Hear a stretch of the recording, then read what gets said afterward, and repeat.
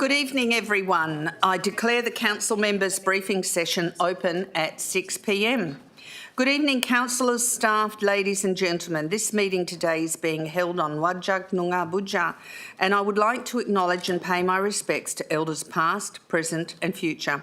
And I thank all past and present members of the community that have supported the city to better understand and value Noongar culture within the city of Wanneroo. Firstly, I'd like to welcome our new Chief Executive Officer, Bill Parker, this evening. On behalf of the Council and the City, we all look forward to working with you. I'd also like to take this opportunity to say thank you to Nolene Jennings, who has dedicated the past few months to the role of Acting Chief Executive Officer. It certainly has been a busy time, and Nolene's leadership has been very much appreciated, particularly in the last few weeks with our fires and the emergency services. Her talent and her gifts in that area have been amazing. I look forward to making a more formal announcement of both welcome and thanks at the Ordinary Council meeting next week. Please note that the audio-visual proceedings of tonight's meeting will be live broadcast online with the exception of matters discussed behind closed doors. The broadcast of proceedings of the meeting can be accessed live and on demand through the City of Wanneroo YouTube channel. Item 1, attendances are as per the record. Item 2, apologies and leave of absence. Councillor Vin Nguyen is absent this evening. Item 3, deputations. The rules of deputations are to be presented during the briefing session at item 3 in the order of business. Deputations must relate to a report on the current briefing session agenda. A deputation is not to exceed 3 speakers in number, and only those speakers may address the council members. Speakers of a deputation will collectively have a maximum of up to 7 minutes. It says 10 minutes in the agenda, but because of the number of deputations, it has been brought back to 7 minutes, and those who are doing deputations should have been advised this, dependent on the number of deputations received to address council members. A deputation is to be in the form of a statement, and no debate or discussion on the matter is to occur. Questions from council members relating to the subject matter should be reserved until the administration has presented on the relevant report during the meeting. However, a point of clarification by a council member on a specific statement may be permitted. There is an opportunity for public question time for members of the public at item 7 in the order of business. Now, we have 6 deputations recorded here, but I don't know that everyone's here. Is Mario Sequeira here? Okay.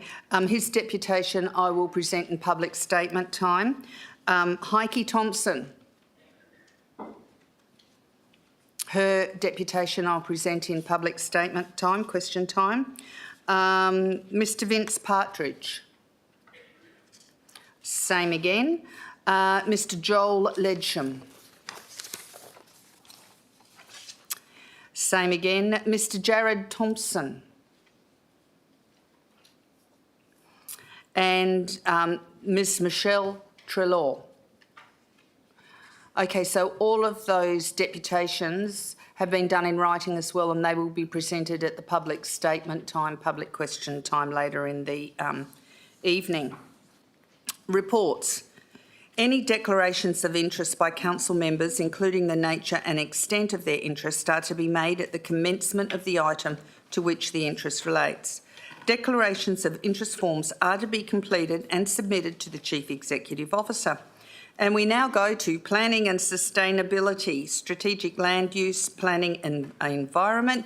Mr Dixon and Mr Bowring, thank you.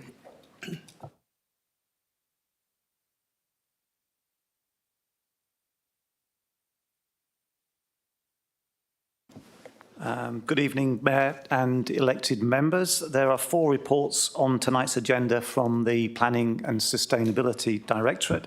I would like to introduce item 4.1, and Mr Bowring would like to briefly introduce item 4.4 relating to the Two Rocks Local Development Plan, and we will be happy to answer questions on the other 2 reports. With regard to item 4.1, Mayor, this relates to a proposed improvement plan for Yanchep City Centre and the surrounding area. This matter was discussed at a recent forum, so I'm not going to take you through the detail of the report. Administration is recommending that Council does not support the improvement plan for the following reasons. There is already a comprehensive planning framework in place to guide the planning and development of the centre. The city is one of the most experienced and, I'd like to say, efficient local governments in preparing and determining relevant planning strategies and plans and assessing development proposals within the statutory timeframes. An improvement plan and scheme will remove planning decision-making from the city. Administration considers that the city retains its role and responsibility in undertaking the planning process in a way which responds to the local context and community needs. An improvement plan would have a detrimental effect on Council's vision for the area and the delivery of place-based outcomes. It is not clear what the implications of an improvement plan and scheme will be on the ability to prepare and implement developer contribution plans for the area.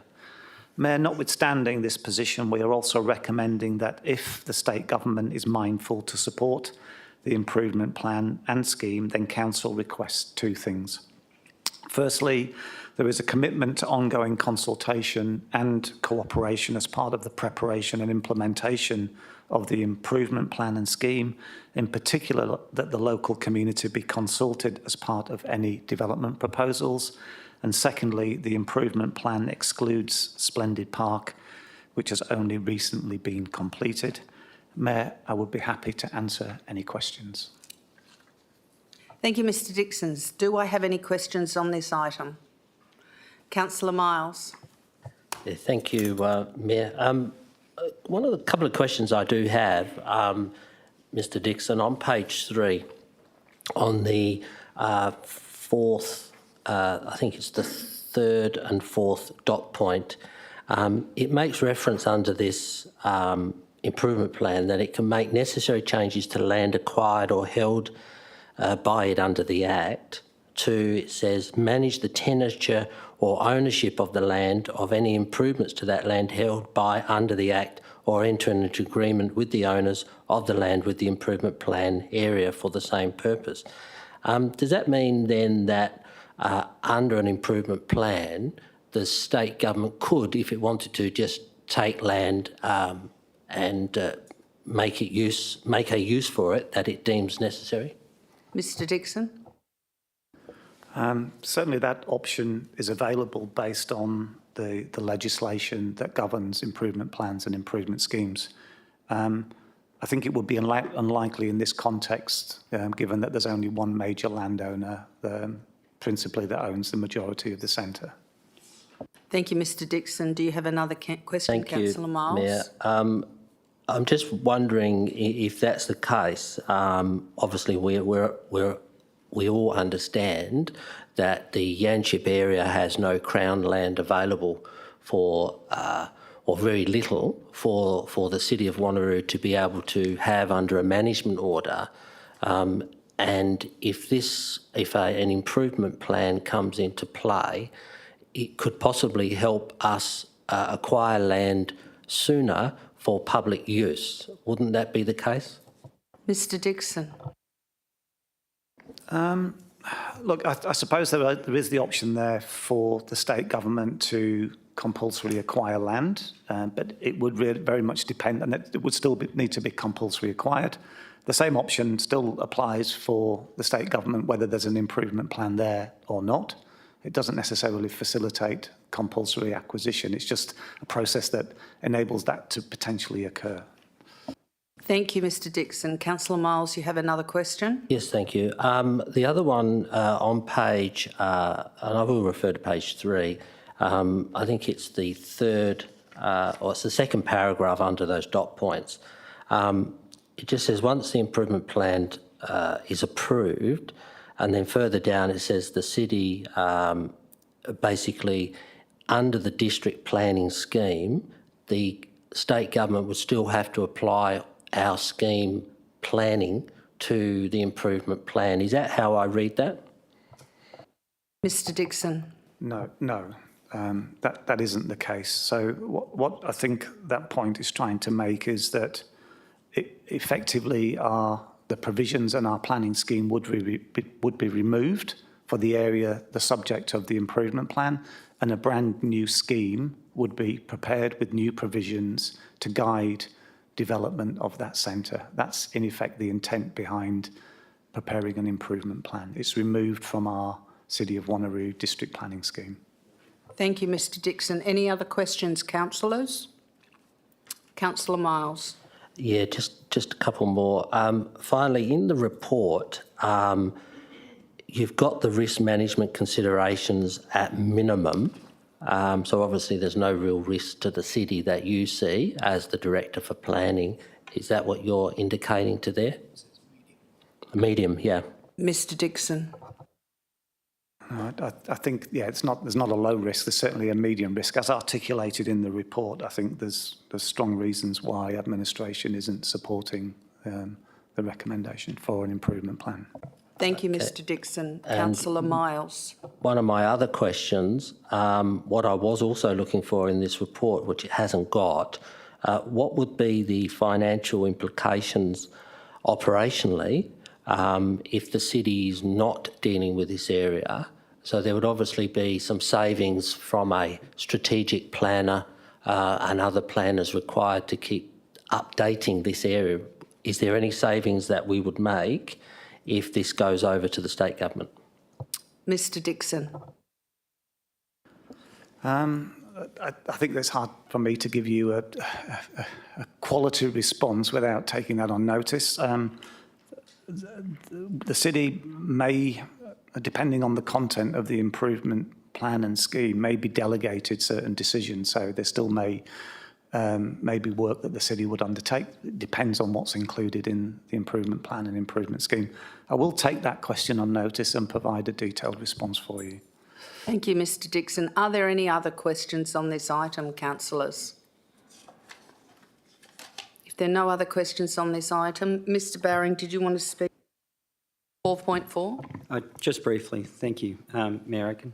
Item 4.4 on tonight's agenda is for Council to consider a proposed local development plan within the Two Rocks Town Centre Structure Plan. This item was withdrawn from last month's agenda at the request of the applicant to address additional matters that had arisen and to further refine the LDP based on our recommendation at the time. The matter was presented to the November briefing session and councillors have since been provided responses to the questions that were raised in discussion on the item, which were, and those matters included things like the location of footpaths, the detailed road design, and whether accommodation had been made for trailers and overflow parking for the marina. The proposed LDP largely relates to Precinct E of the Two Rocks Town Centre Structure Plan and is now presented with no modifications recommended. In this regard, the applicant has revised the LDP to simplify the application process for people wishing to build a single dwelling in the mixed-use zone. The LDP presents a set of uniform built form controls for the lots, which have already been approved for subdivision by the WAPC, and we've put a recommendation for approval. Thank you. Thank you, Mr Baring. Are there any questions? Yes, Councillor Wright. Thank you, Mayor. I'll just flag my declaration of interest for next week, impartiality, which I made at the last briefing session, and I'll make that declaration next week. Thank you, Mayor. Thank you, Councillor Wright. Are there any questions on this item? Thank you, Councillor Miles. Thank you. I will also be having a declaration for next week on this item. But I do have a question, Mayor, and I do thank administration for sending the information through with regarding the questions to do with possible parking and trailers and the like, which is one of my big concerns already in today's time.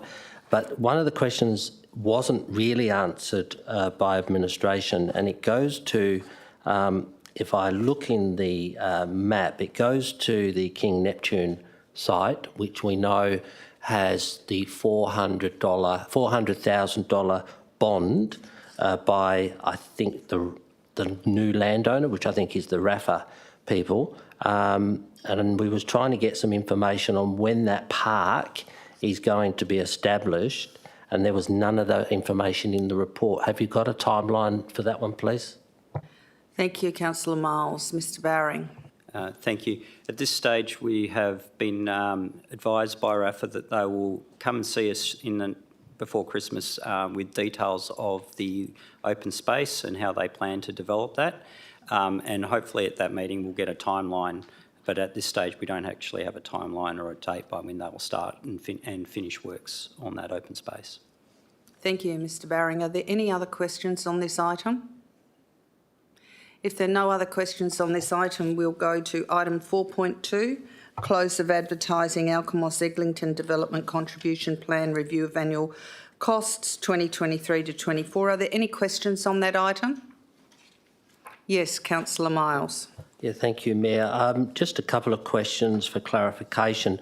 On page 18 of the report, under the dot point 1, 2, 3, 4, 5, 6.1, just before consultation, it does indicate that the cell is going to have some savings because of the aquatic recreation and recreation centre savings, which obviously we're going to pass on to future landowners.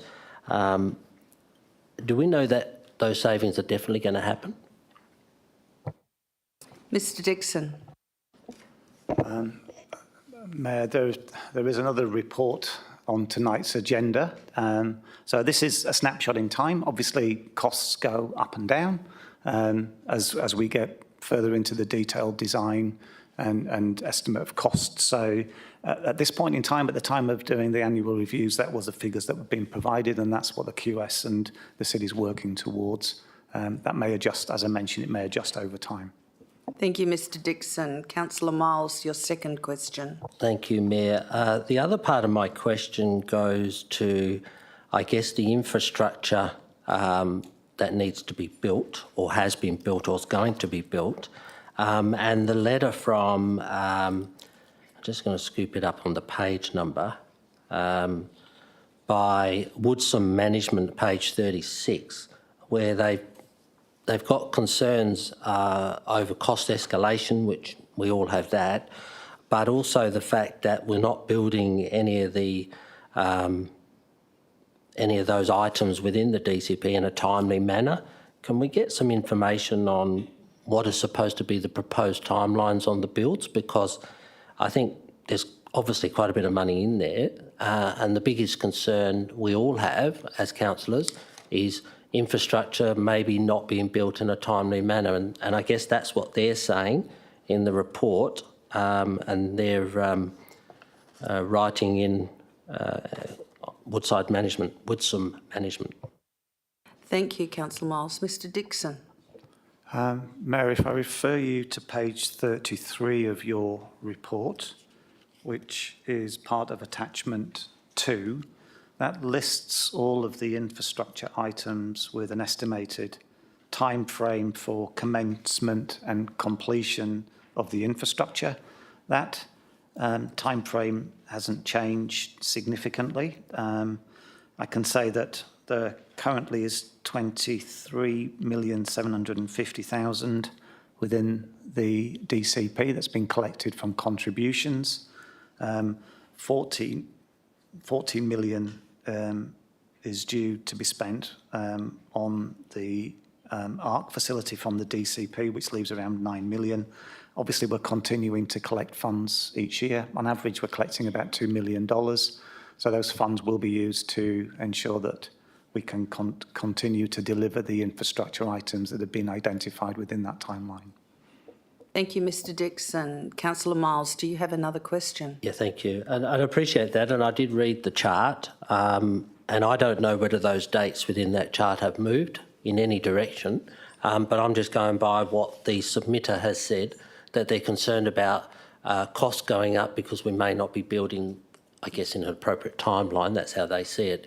I'm just wondering if you've got any comment with regards to their letter from Woodsome, about how because obviously it's now public, we need to make sure that we are building in a timely manner. Mr Dixon. Through you, Mayor. So the last major review of the community facilities plan that informs the DCP was undertaken in 2020 and it's due for review in 2025. The annual review is an opportunity for council and any submitters to make comment around either bringing forward infrastructure or delaying infrastructure. The provision of infrastructure is very much dependent on the collection of funds and also the population. It's population driven.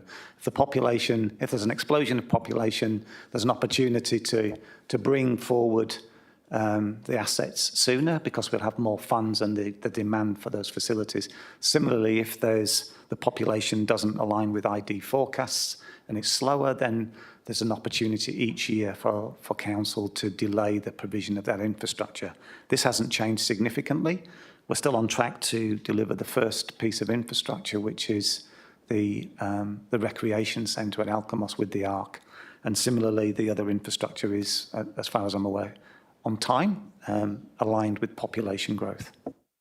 Thank you, Mr Dixon. Councillor Miles, do you have another question? Yes, thank you. Just for my benefit and maybe others, Director, is obviously the planning department, I guess, charges or collects or notifies somebody else within the agency to collect the funds from the developer to put in that DCP.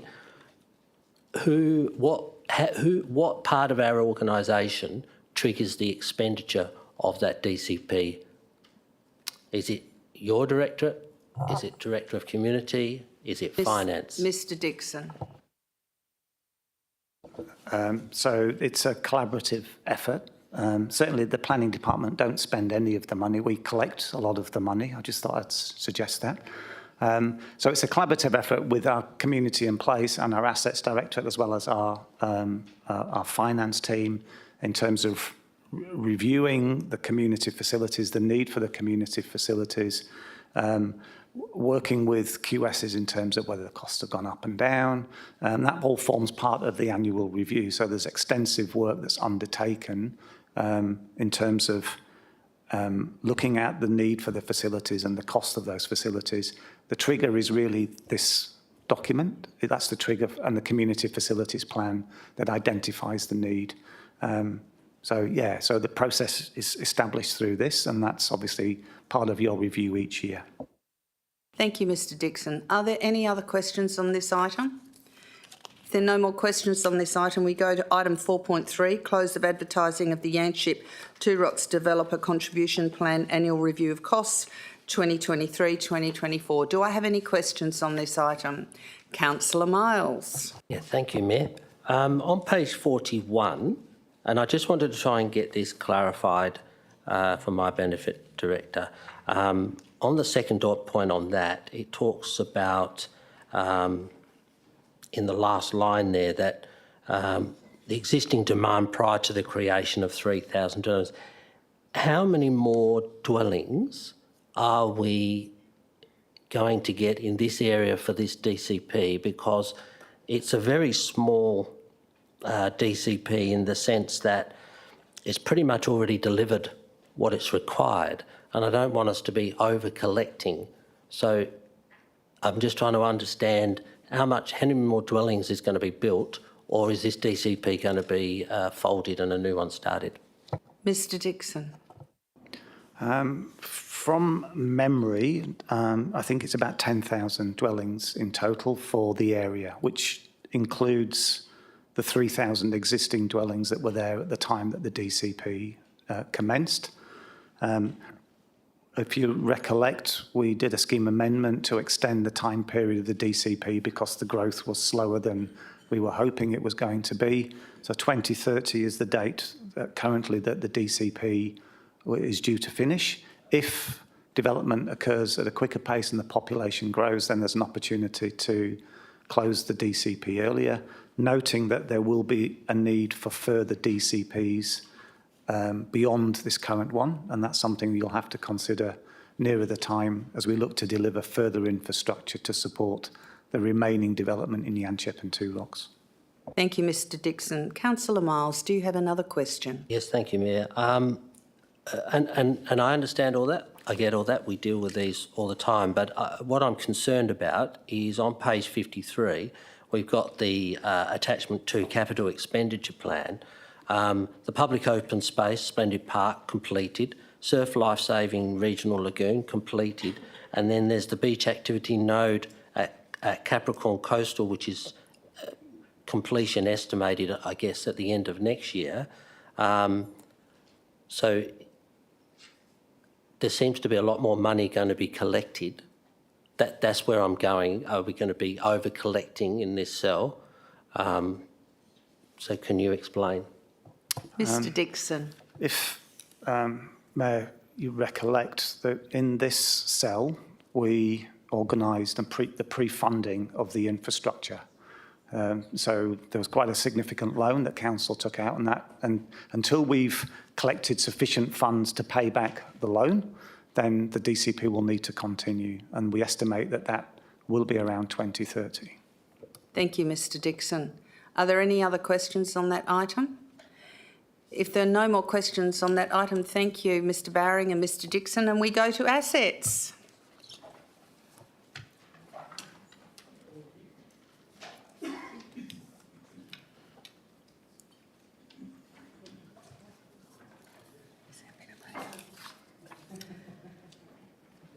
Thank you, Mr Singh and Mr Ford. Mr Singh, if you'd like to speak to that item, that would be great. Thank you. Thank you, Mayor. From Assets Directorate, we have one report on the agenda tonight.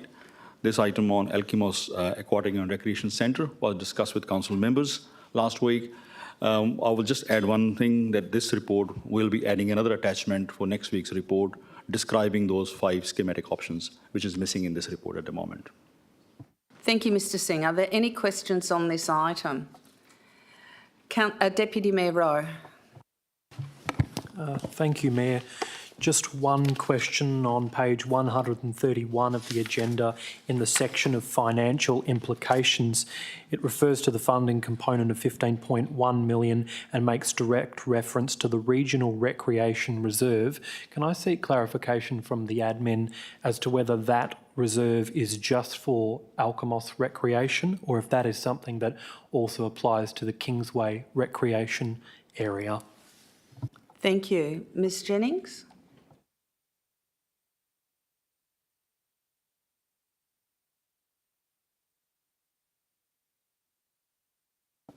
Yep, thank you.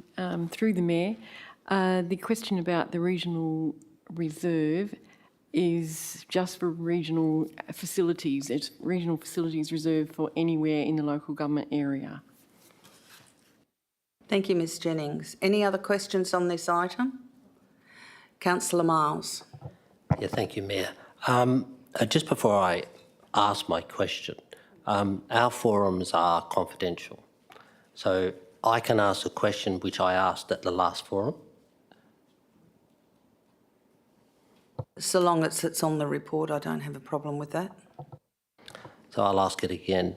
My question is, I asked a question, I will ask a new question, and one of those questions was, and I thought it was going to be taken on notice to be provided at a later date, what was the cost of having a partial roof swimming pool complex as opposed to a full closure, which is what is being planned in this? What was the savings and what was the other costs that could be saved, bearing in mind this is a huge commitment by the city? Mr Singh. Thank you, Mayor. My understanding is when the project commenced, the very first concept that always had roof, the option of without roof was not prepared or not explored. Thank you, Mr Singh. Councillor Miles. So with that in mind, does that mean a previous question that I may have asked in another meeting was ignored? Mr Singh. Thank you, Mayor. No, that's not the intention of ignoring any questions. We will be providing a response to that particular question to all council members. Thank you, Mr Singh. Any other questions on this item? Thank you, Councillor Miles. Thank you. Bearing in mind that this project in recommendation 2 is still short by $10 million and needs to be obviously sought some other funding to get back up to the $78 million. Has administration, whilst it says here is listing the additional funding of $10 million and it just says capital works program, where in our budgets can we see that $10 million? Mr Singh. Thank you, Mayor. When we present council members with the capital works program for the coming years, 24-25 and 25-26, it'll be shown in those capital works programs in the annual budgets in the forward years. Thank you, Mr Singh. Councillor Bedworth, you have a question? Thank you, Mayor. Just in reference to page 127, geothermal heating. Are there any increasing costs in retrofitting geothermal heating as opposed to fitting it at the build stage? Mr Ford. We haven't looked at the additional costs in relation to the geo. We did look at it in relation to other portions of the building. And retrofitting it was about an extra 10 to 12%. I would think that would be a consistent percentage across the geothermal as well. But it also depends on when the geothermal is retrofitted. So if you would look, say, in a 5-year period, the actual construction cost could go up another 17%. Thank you, Mr Ford. Any other questions on this item? Councillor Berry. Thank you, Mayor. Can I just get clarification on the shortfall of the 9.9 million? Is some of it going to be tried to be obtained by applying for the Thriving Suburbs programme and the Community Energy Upgrade Fund programme, or is the Community Energy Upgrade Fund programme going to be covering the heating? Thank you. Mr Ford. Oh, Mr Singh. Thank you, Mayor. That will be for geothermal. Thank you, Mr Singh. Any other questions? Yes, Councillor Berry. So is that part of the 9.9 million shortfall, or is that already built in? Thank you. Mr Singh or Mr Ford? No, it's not part of the shortfall because the proposal is to not have the geothermal at all. Thank you. Any other questions on this item? If there are no other questions on this item, we go to community in place. Thank you.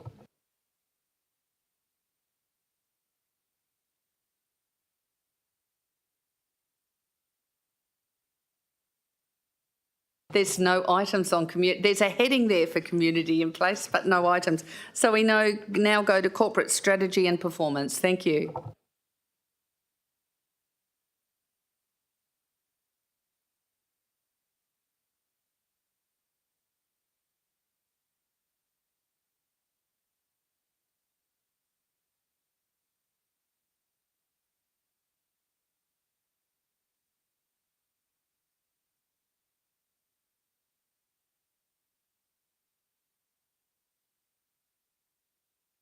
Thank you, Ms Jennings and Mr Greer.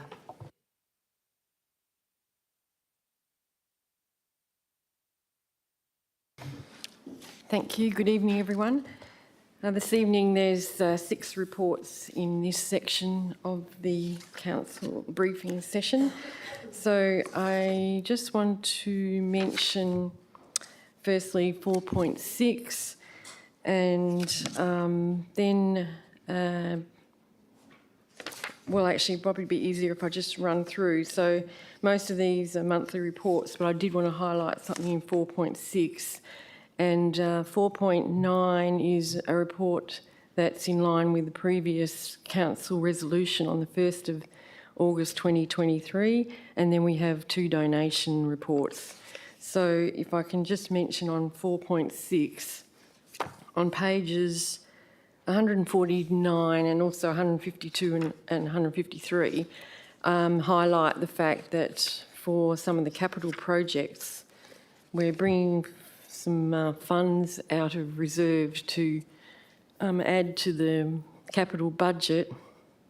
That was actually planned that we might do it that way because we weren't sure on the delivery of some of these things. So rather than put all the money into the budget straight up, we've left some of the money in reserve until we were confident of the actual delivery of those goods. So you'll see there's some some plant replacement reserve with some for light vehicles and heavy plant coming forward, and also for the Mindari breakwater work from the Coastal Infrastructure Management Reserve, and the others are some minor top-ups for some of the projects. That was the main thing I wanted to highlight for that particular report. Thank you, Ms Jennings. Are there any questions on item 4.6? Yes, councillor Wright. Thank you, Mayor. Just on those capital changes on page 149, PR 4566, the Badger Road shoulder and road widening project. I just want to clarify, is this now a new project that we're bringing online? Because I noticed that it has on there, a new project has been created for significant work. So I know I've requested in the past for this road to be upgraded. Is this now administration's view that there is an upgrade of this road now occurring? Mr Singh. Yeah, thank you, Mayor. This funding was provided in the Transport Asset Renewal Program. Given the substantial expenditure required for just one particular road, for cost management purposes, we created a separate project number, but funds are coming out of the overall recurring program. Thank you, Mr Singh. Any other questions on this item? Councillor Miles. Just same page 149, PR 4486, which is a reoccurring program to renew light vehicles. I was just trying to understand, obviously you've got the money already in a reserve, but is it not in a reserve just for light vehicles, or are you saying there's not enough in that reserve and you're wanting to move some money from another area? Ms Jennings. Thank you, Mayor. We've put all of that kind of plant into the same reserve. So this is the correct reserve for the light vehicles as well. So we charge back to all of those plants, vehicles. Thank you, Ms Jennings. Councillor Berry, did you have a question? Oh, Councillor Smith. Thank you, Mayor. I have two questions. The first question is about the operating grant subsidies and contributions on page 141. Fees and charges. So it mentions that the unfavourable variance is mainly due to lower facility booking fees income from various community facilities. I was just wondering about an elaboration on that, and is that related to Clarkson only opening recently from its renewal? Ms Jennings. Thank you, Mayor. Unless Mr Clem knows more specifically, I'll take that one on notice. Mr Clem. Thank you, Mayor. Yeah, I think we'll take that one on notice and look into that a bit more. Thanks. Thank you. Councillor Smith, you have another question? Thank you, Mayor. Page 146 on TPS and DCP expenses. Just wondering a little bit more about the variance of 5.3 is due to delays in acquisitions of various public open spaces. I was just a bit curious about which open spaces and what the delays were, if they're not totally developed yet. Ms Jennings. Thank you, Mayor. I think it's just a delay in being able to actually negotiate those public open space, but I'll also look at the Director of Planning, Mr Dixon, if there's anything further. Mr Dixon. I'll take that on notice and provide the detail of which open spaces and the reasons why. Thank you, Mr Dixon. Any other questions? If there are no more questions, we'll go to the next item that Ms Jennings wants to speak to. Thank you, Mayor. I really don't need to speak to any others. I think there's, I mentioned the one on 4.9, there's been a briefing to council members, and it's in line with the previous resolution on the 1st of August. And all the others also happy to take questions. Thank you. Anyone got questions on item 4.7, warrant of payments for the period to the 31st of October 2023? Councillor Smith. Thank you. I just wanted to flag one which I thought was interesting, which was on page 168, number 22357, which is listing the 32 trestle tables for approximately $11,000. You're probably going to take it on notice, but if I could get a little bit of information, because that seems like approximately $350 per trestle table, which seems much more than what I would expect for those tables. So if I could get more information on that. Mr Clem. Thank you, Mayor. Yes, that represents an ongoing replacement program of tables that we have for our community facilities, and that price of around $3 to $3.50 a table is correct. We do buy a standard of table that can withstand a bit more use than perhaps your standard trestle table that people might see at home. Thank you. Any other questions on this item? If there are no more questions on this item, we go to item 4.8, change of valuation of land method, 96 Gibbs Road, Nowagup. Is there any questions on that item? If there are no questions on that item, we go to item 4.9, proposed lease agreement for lease and ground lease and development application, former Quinns Rocks Caravan Park site, part lot 211 Quinns Road, Mindari. Do we have any questions? Just be aware there is a confidential attachment to this item, and any questions that relate to the confidential attachment will have to go behind closed doors. Councillor Berry. Thank you, Madam Mayor. I have several questions. I did write to admin and got a response on some of these, but the response didn't answer the questions from myself and community members. So the first one is on behalf of myself.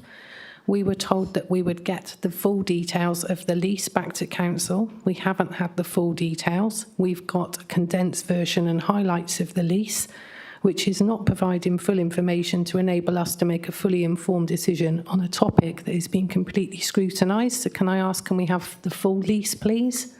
Is the first question. Mr Greer, have you a response to that question?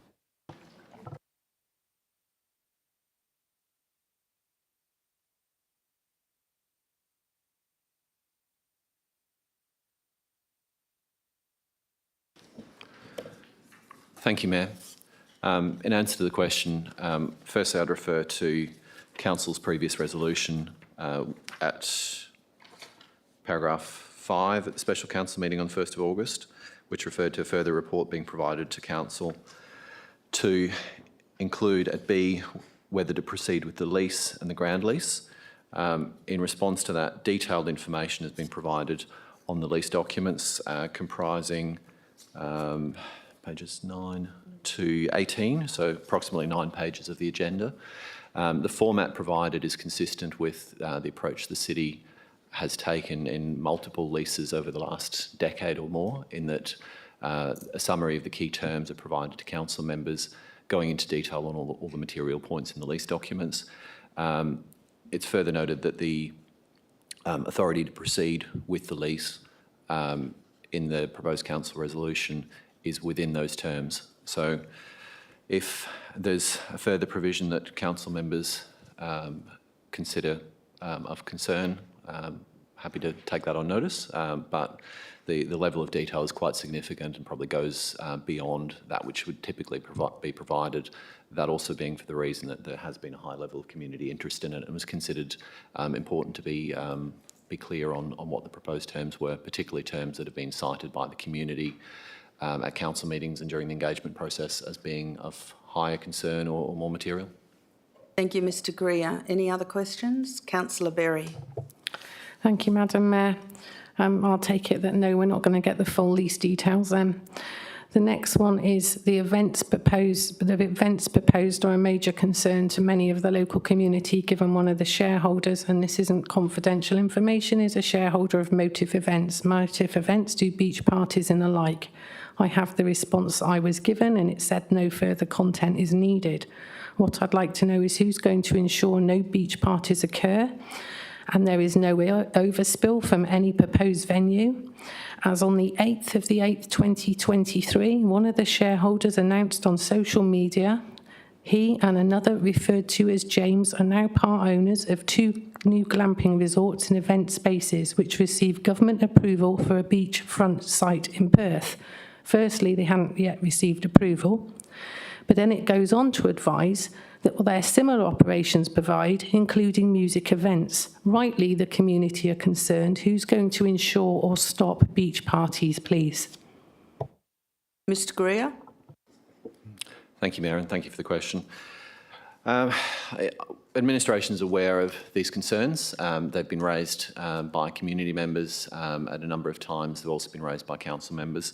There are probably a couple of aspects that I'd provide in response to that.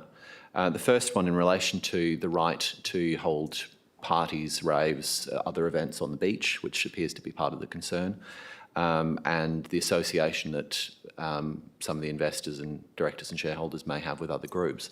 The lease is to a named entity. It has clear, strong contractual provisions around the operation of the site, and it is probably most importantly limited to the site, being the former caravan park site. It doesn't provide a lease for the beach. It doesn't provide a lease for the car park in the adjacent to the surf club. It doesn't provide a lease for any additional area. But furthermore, the operation of the site is governed by the lease. Provisions have been noted through the document. That includes complying with liquor licensing.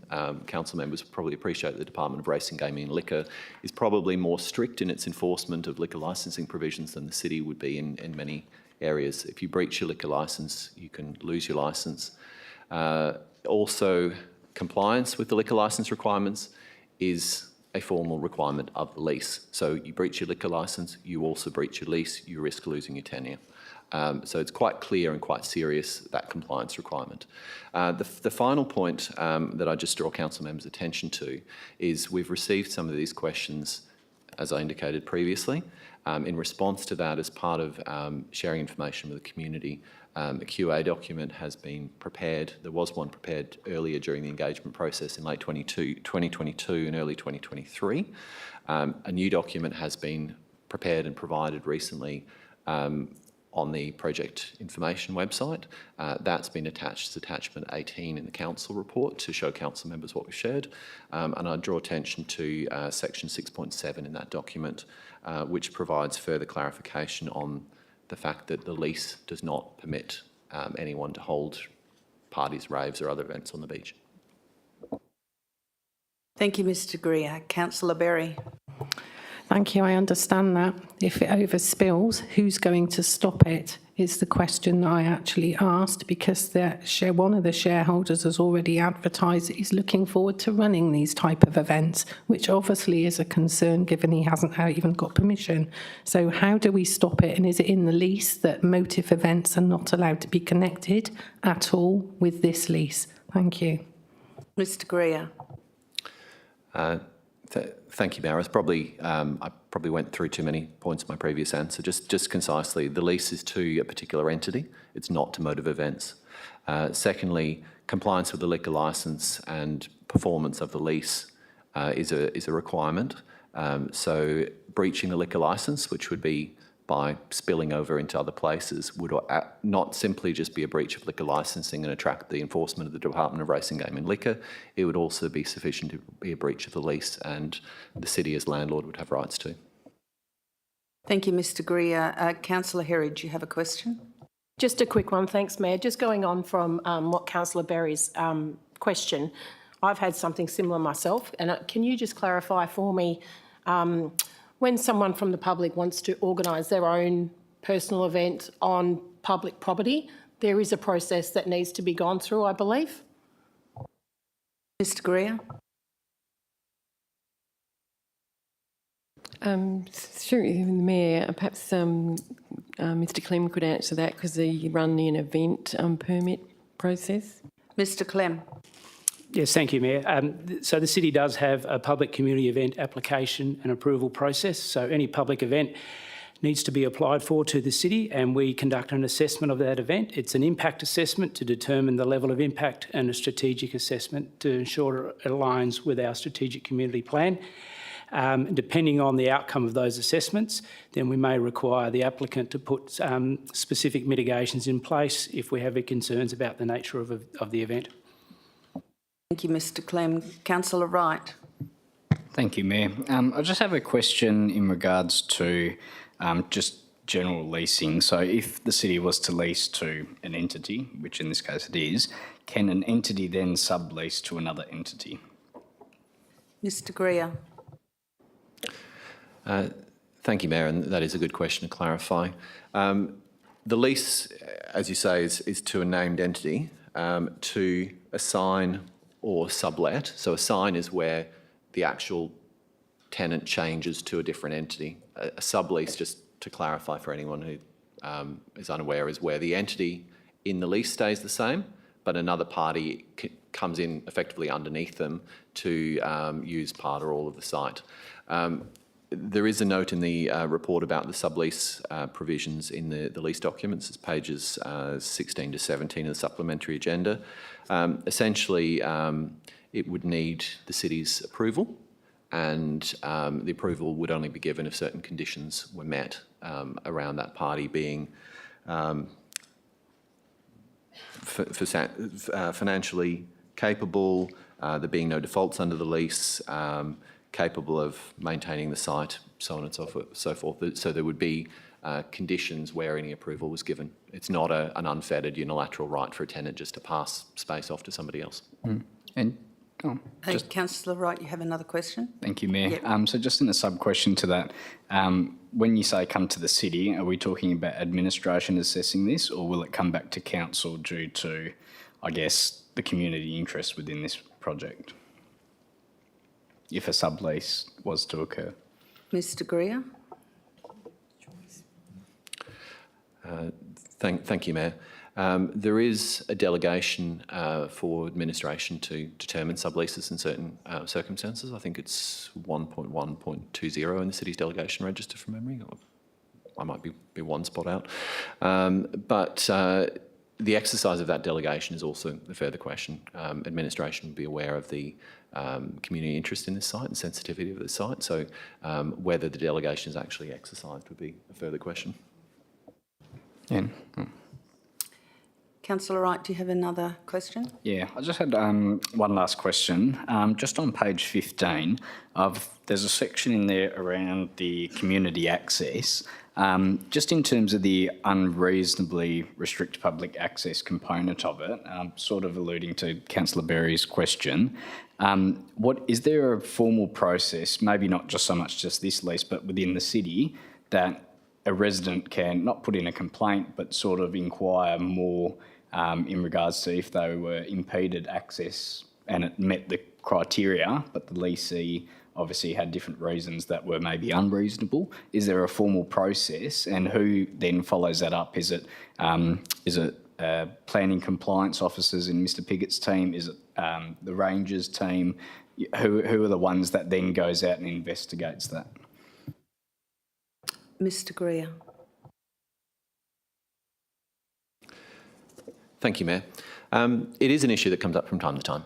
So from time to time, we will have tenants, whether they're commercial tenants or whether they're clubs and sporting groups, that will have users of their site, club members, for instance, or just other members of the public who are dissatisfied with how the service they receive, or the access, or some other element of the party that's in that space. Typically, that will reach our property services team. Given that we administer the lease that the party has, and it will be investigated. That will often, if there is enough seen there as being of concern, so say, a member of the public identified that the site was being closed at times it should be open, or they were prevented from access, or some other concern, we would raise that with the tenant. If it was not something the tenant could resolve satisfactorily, then we could escalate that. And also, I suppose, if the person making the query, the complaint, was dissatisfied with the response, then there are other processes that can then come up if someone's dissatisfied with the service the city's provided in response to a customer complaint. Thank you, Mr Greer. Councillor Bedworth. Thank you. Page 13 of the supplementary agenda. In regards to permitted uses, there's reference there to hotel restricted licence. Now, I'm just keen to understand why there's such specific reference to a licence type contained within the lease terms. Thank you, Mr Greer. Thank you, Mayor. The permitted use needs to be clear for a number of reasons. One, just to ensure that the operating arrangement is understood. And as I think is probably noted there, that the hotel reference relates to the sale of alcohol, but also providing accommodation. In terms of the type of development and accommodation, And I say this as I'm aware of some community questions that we've received previously about this. It's important to note the permitted use ties together with the approved form of the development, which is attached to the lease documents. So it refers to hotel because that is connected to a liquor licence. The liquor licence is part of the operating arrangement. But by referring to hotel, it doesn't approve anything other than the development that's going to be in the lease documents, which has been shared with council members. That's a glamping development with a cafe and function space and other facilities. Thank you, Mr Greer. Councillor Parker. Going back to Councillor Wright's question, re the sublease, could administration add to the lease that if there are any changes made, they could automatically come to council? Mr Greer. Through the Mayor, thank you for the question. Yes, that is possible. We could add that in. Thank you, Ms Jennings. Any other questions? Councillor Smith. Thank you, Mayor. Just circling back to page 15 in the unreasonably restrict part, to help manage expectation, has the administration already pre-thought of what would constitute unreasonable or reasonable, so we can kind of give people a clarity on what that would be, so we can avoid people putting in complaints what might be deemed reasonable or unreasonable to start with, and even include examples of them in the agreement. Mr Greer. Thank you, Mayor. There are a couple of elements to it. The first part is, and it is summarised there on page 15, I think there's some further discussion on page 18.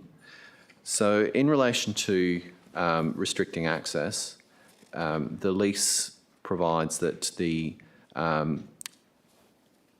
access is to be restricted when reasonably needed for the event. So, for instance, if you're putting up a marquee and you need it for the period that the marquee's up, but it's not a case of saying, next week we'll have an event on, so we're closing the access. So it will depend on the circumstances, the scale of the event, the improvements that need to be placed there.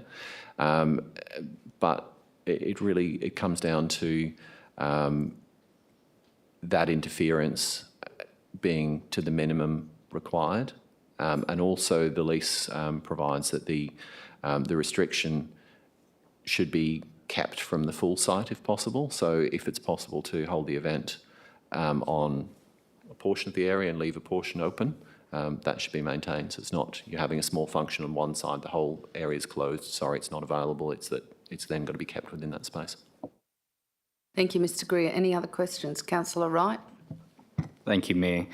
Is there any conditions within the lease at the moment that mandates the leasee to obviously have the status or a calendar within their website or any of their preferred methods of advertising? I know, for example, I go to Fremantle Port quite a lot, and they always have on their website, if the North or South Mole is going to be open. So I can always pre-plan that before. So is there something within the lease that currently exists that has that in there, so there's a formal process if they are going to have an event or they are going to have a wedding or something, that the community does know that and it's easily accessible by the community?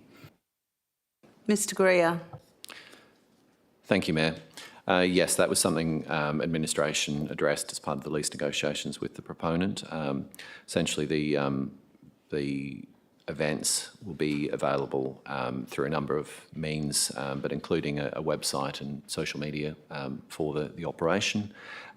The other provision that council members would have noted is that the events program is to be shared by the proponent with the city at least twice annually. So that would also give administration some foresight of what's coming.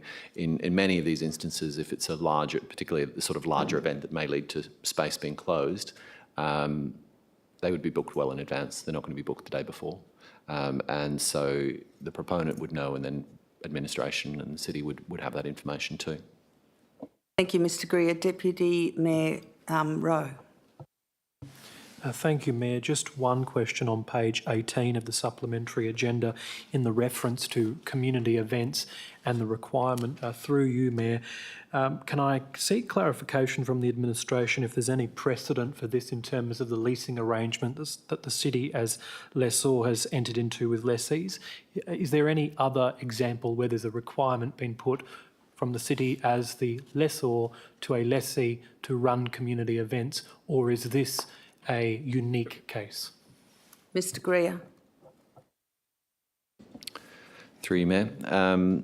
No, there's no requirement in other city leases. There are other city leases that have requirements relating to providing open space in some form or another, so alfresco areas, toilets, adjacent open space to the public, but not to hold events, and probably moreover not to maintain the space to the condition that this lease prescribes. Thank you, Mr Greer. Any other questions? Councillor Berry. Thank you, Mayor.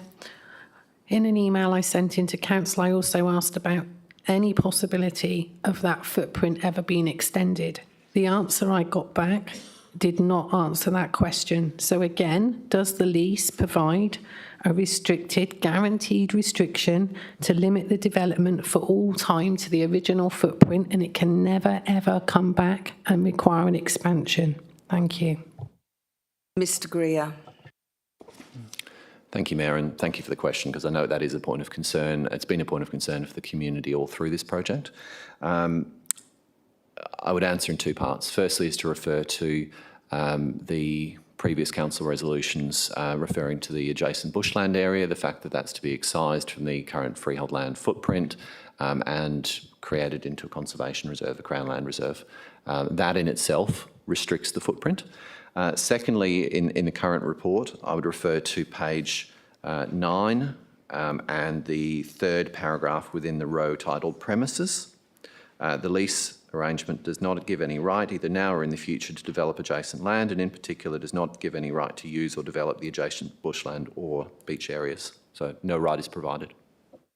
Thank you, Mr Greer. Councillor Parker.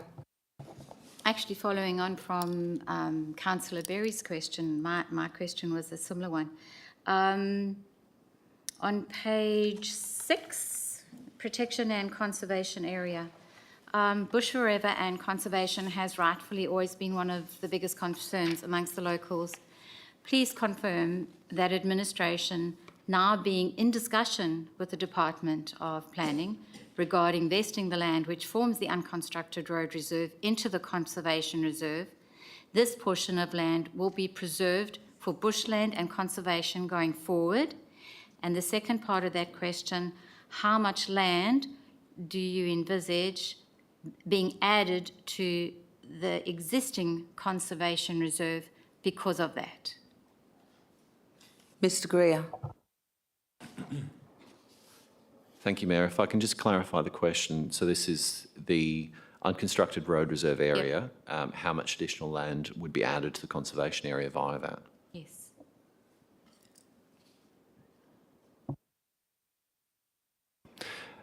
Thank you, Mayor. We'll have to take that on notice. I know the area in question. I just don't know the precise measurements. I probably would have done in previous council reports. I just don't have it at hand. Thank you. I'm happy for that. But just on that first one, that's not going to be, there's going to be no question about that. So going back on Councillor Berry's, there's going to be never a question that there's going to be ever space to actually get bigger. And it was actually quite interesting because one of the questions I asked previously, I said to the proponent, would you envisage expanding, downhill, doing something? And he said, no, I'm not interested. So I think it was coming from him as well. Mr Greer. Thank you, Mayor, and thank you, Councillor, for the clarification.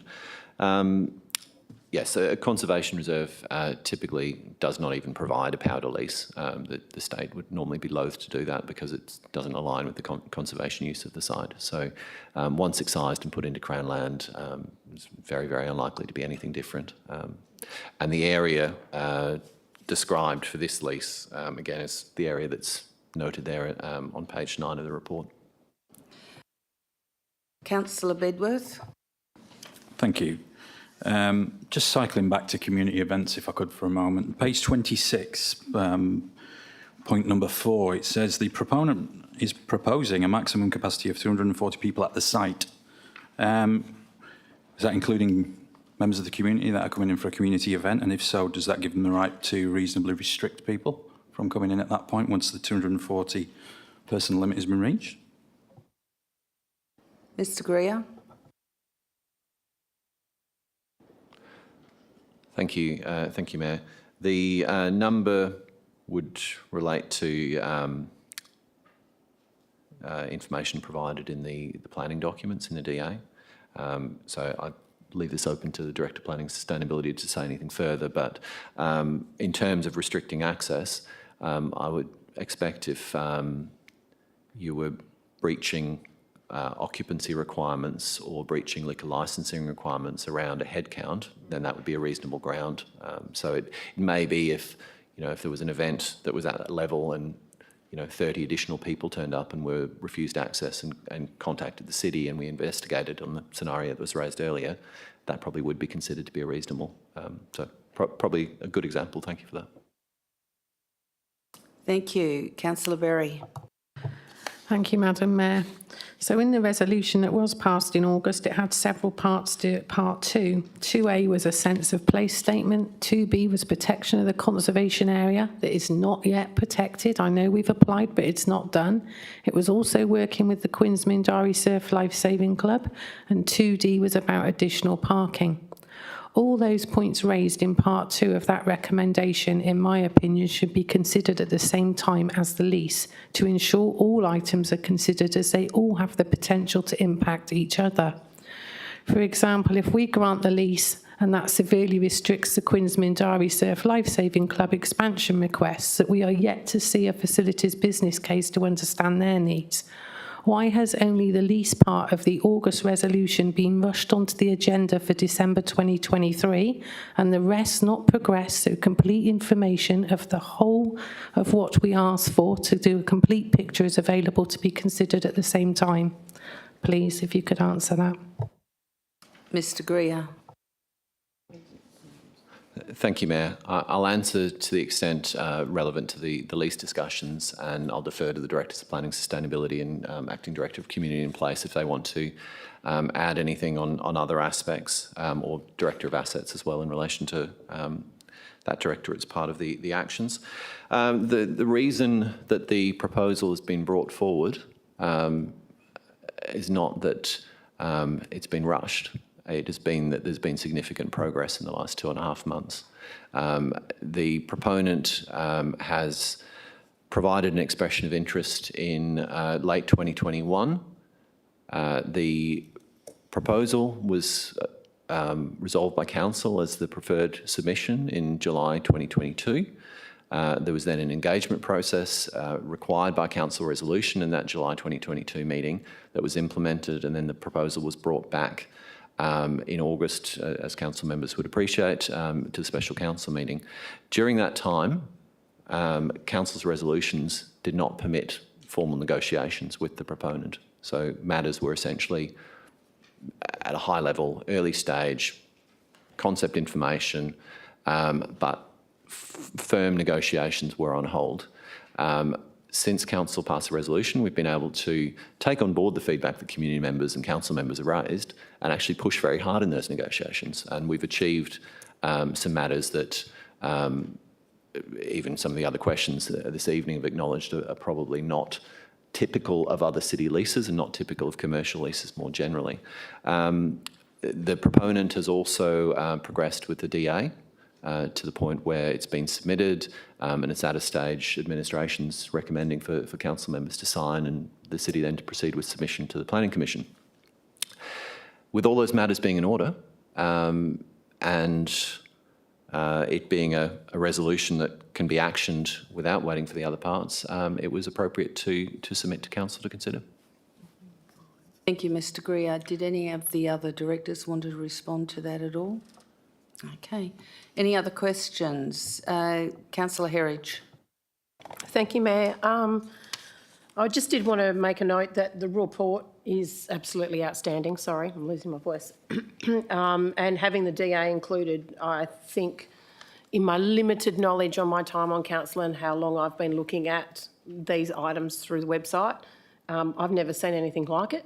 I think it's absolutely outstanding that we've actually got it so we can actually do this together. I think it's important that we get this done and it's sorted.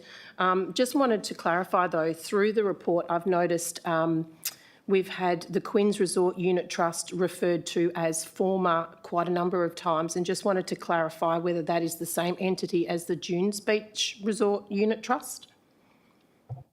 Mr Greer. Thank you, Mayor, and thank you for that question. The unit trust entity is the same. So the lessee is the same lessee that was put forward as a company acting on behalf of a unit trust, as trustee of a unit trust in the 1st of August special council meeting.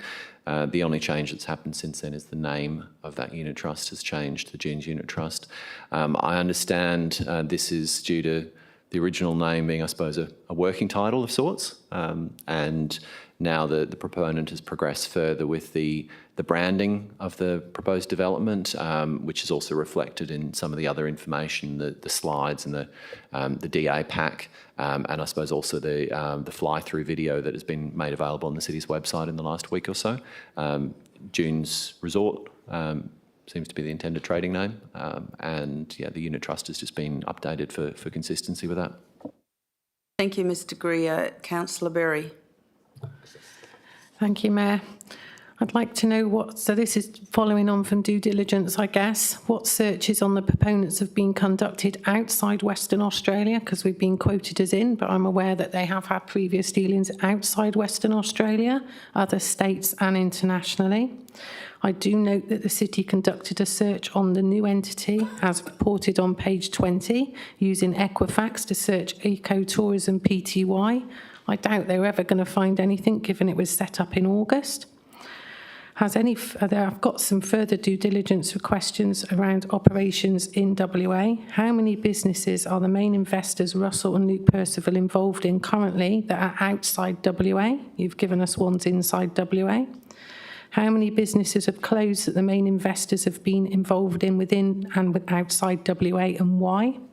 How many businesses, if any, have ended up in litigation that Russell or Luke Percival have been involved in across Australia or further afield?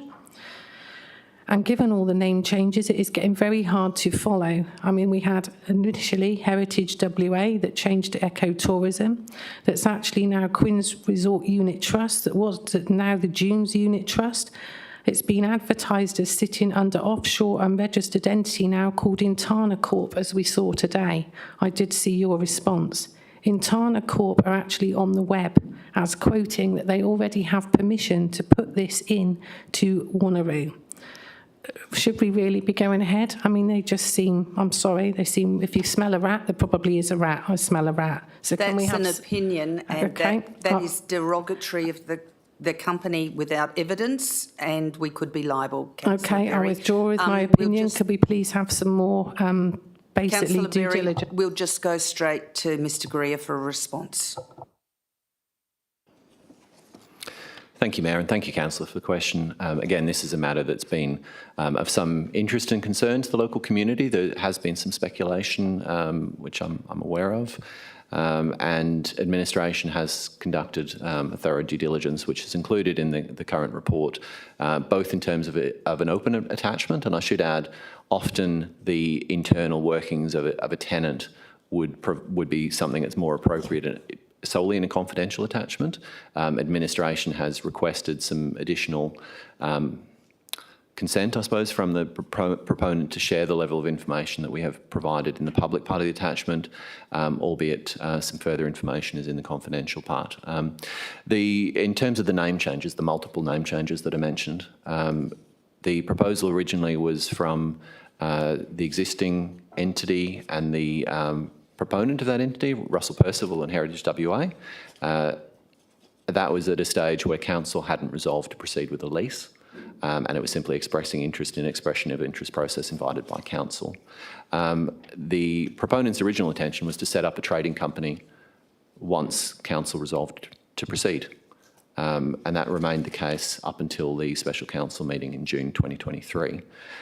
Due to questions at that council meeting, even though the matter was deferred, the proponent established the company and established a trust before the August 2023 special council meeting to provide clarity on what that structure and what that entity was, because council members, despite not having resolved to proceed, were still asking questions about the position. So as of council resolving to proceed with negotiations, there was one entity, Ecotourism Pty Ltd, acting as trustee of one unit trust, the Quinns Beach Unit Trust. Currently, there is still that same company, and it is still the trustee of the same unit trust. There haven't been multiple changes.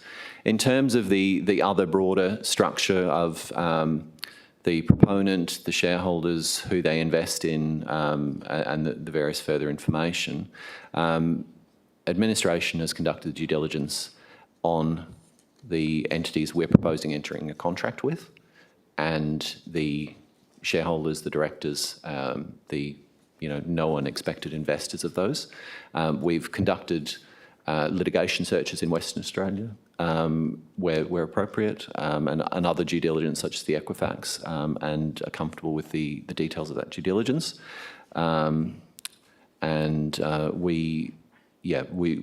Those searches are, the Equifax searches and so on are Australia-wide searches. They're not limited to Western Australia.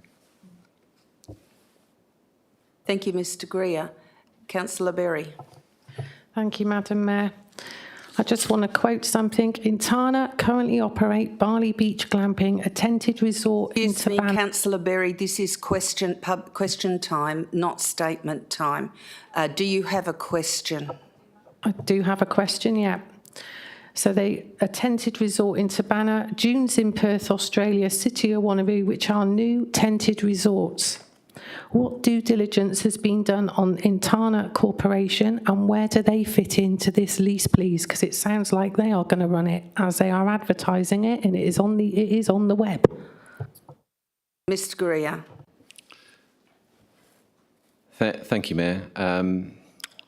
I'm aware of the website. I'm aware that there was incorrect information on the website, which referred to it being approved. Clearly, on the record tonight, and for consideration by council, is a lease proposal. It hasn't been approved. Council's resolution back in August also was clear that it hasn't been approved. Furthermore, the lease proposal involves an entity, which is not Intana. So council is not proposing to enter a lease with Intana.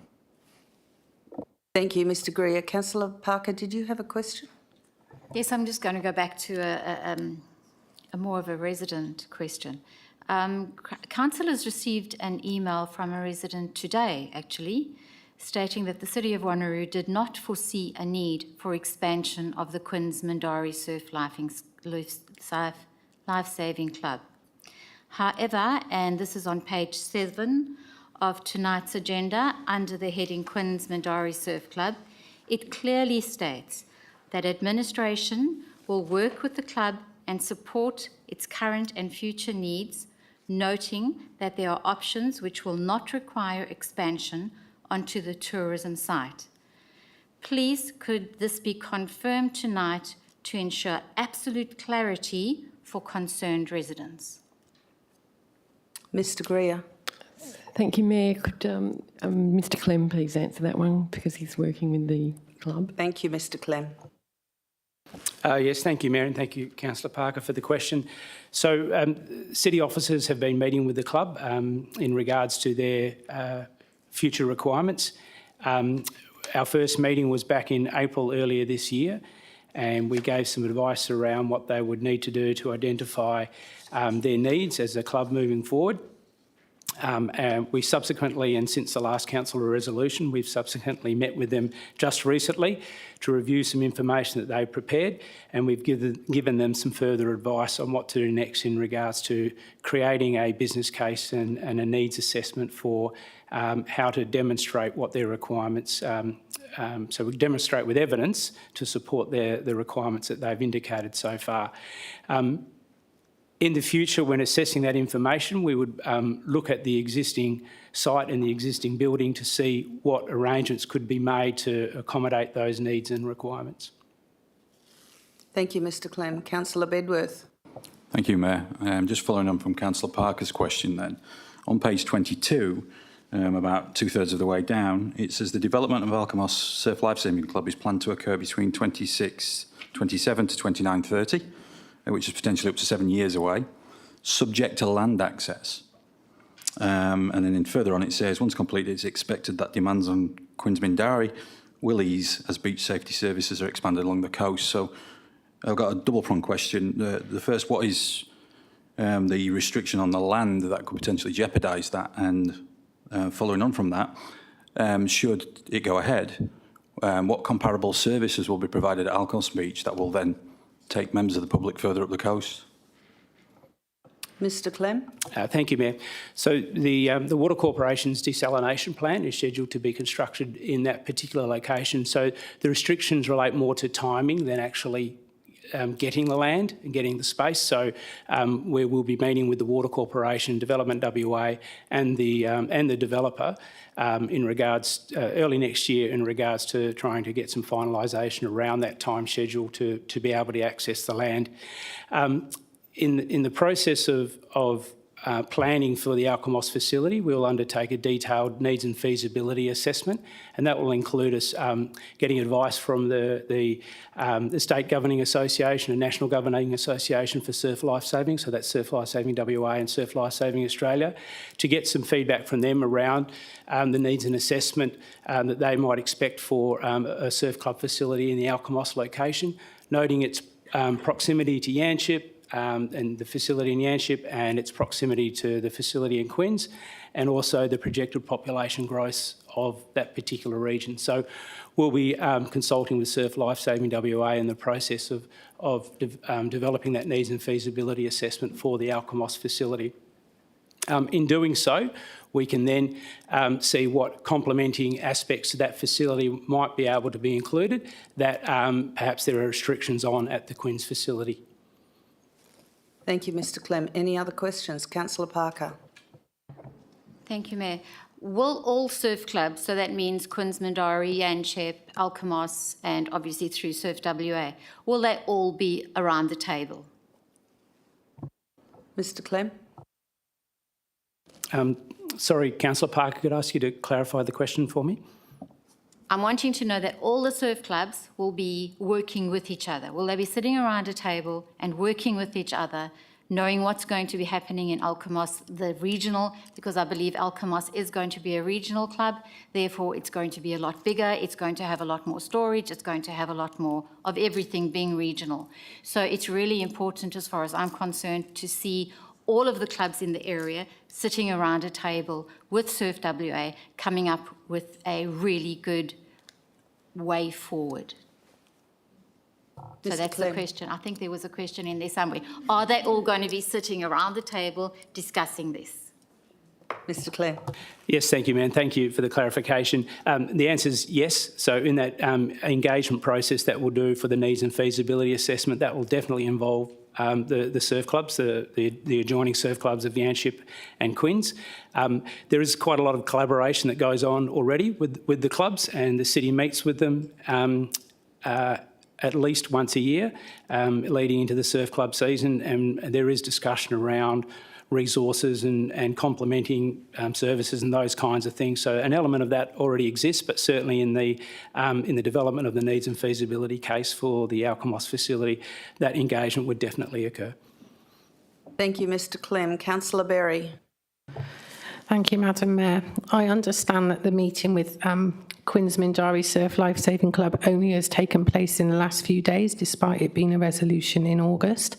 So I'd like to know, given that we've just heard that the Alkimos Club is quite a way away, Queensmindari, as we all know, is out of room. They're using a storage container to store stuff in at the moment.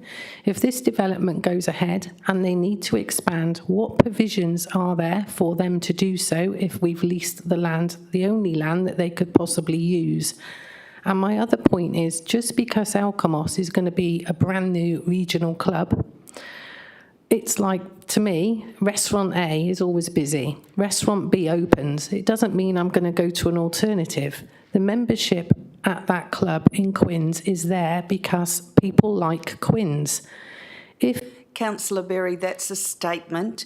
It needs to be a question, not a statement. You can make a statement next week, but tonight is question time only. Okay, the question is, what provisions are there for the club to expand if we give away the land to a lease? Mr Clem? Thank you, Mayor. That's the reasons we've been meeting with them, to understand what their needs might be, so that we can then examine what those options might be. In regards to the meeting taking place recently, that is correct, and we had been waiting on the club to submit their initial assessment of what the needs would be, and we received that a few weeks ago, and that then resulted in that recent meeting. Thank you, Mr Clem. Councillor Berry? Thank you. Can admin confirm that the Quinns Mindari Surf Lifesaving Club has indeed been asking for space for the last number of years?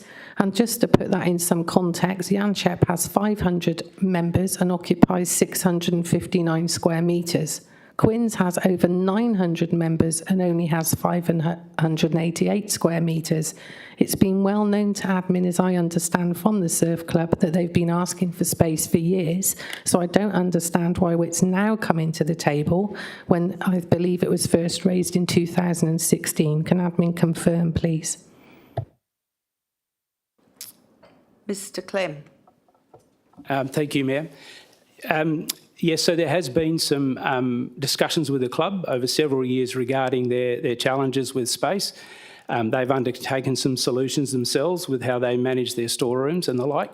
The city has also assisted with a community centre, which the community facilities which sit above the surf club, and making some of those available. For example, their lease now includes an upstairs area for office space, I believe, and Mr Greer might be able to confirm that. But the city has made the upstairs some aspects of the upstairs community facility area available for the club. Thank you. Mr Greer, would you like to add to that response? Thank you, Mayor. Just to supplement the Director's response, information on the needs raised by the Surf Club was provided in the August Special Council meeting agenda, pages 19 onwards. Essentially, the needs by the Surf Club as they're currently being articulated have been raised since that time. There were discussions previously around additional space, more as a sort of, I suppose, a breakout function space, for want of a better term. But the range of needs that have been articulated more recently, and I think the Director would agree, are probably still at a fairly early stage of review and assessment and testing, have only been a recent matter. Thank you, Mr Greer. Councillor Wright? Thank you, Mayor. I just have a question in regards to the Surf Lifesaving Club. I've heard from the past few questions in regards to discussion. Was there any formal proposal made by the Surf Club to the city, either through a DA, either through a request for a feasibility study? I'm trying to think of any other options, business case, whatever the case may be. Was there any formal lodgement with the city? Was there any prior notice of motions from current or former councillors within that time period of when the Quinns Surf Lifesaving Club was started? Is there any documentation or evidence to date of any formal requests, not discussions, but formal requests? Mr Greer and Mr Clem, one after the other. Thank you, Mayor. I'll answer in respect of the lease arrangement. The lease has been in place with the club for a number of years and was renewed in the last couple of years to provide additional space to support the club, both in terms of the upstairs office that the Director mentioned and also to permit the storage of the sea container. Discussions with the club at that time indicated that was what would address the needs. In terms of a DA or business case for an expansion into the former caravan park site, to my knowledge, no, there hasn't been. Mr Clem. Thank you, Mayor. And just to add to Mr Greer, no, to my knowledge, there hasn't been. The conversations we had earlier with the club, early in the year with the club in April, were really the first, I guess, more definitive conversations we had about developing a needs assessment and a business case. Mr Greer.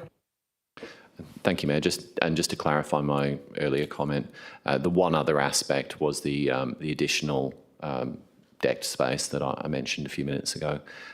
So no, there hasn't been anything further in terms of proposals besides those. Thank you, Mr Greer. Any other questions? Councillor Berry.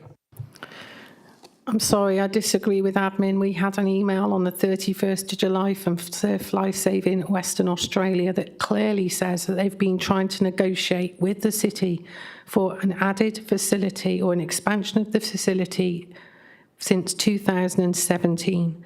And that letter actually says this, the little extension that you've mentioned, however, provided additional exclusive space, but not enough. And the issues that were presented then in terms of space to accommodate a growing club have increased, and that the issues are still current, and that they envisage we'll have over 1,200 members in the club.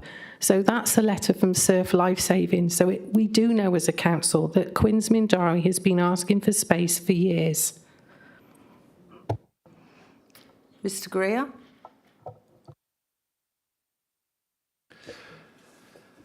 Thank you, Mayor. The previous question that was answered was, has administration received these requests from the club previously? And the answer, I believe, from both property services and a community facilities perspective was in the negative, was no.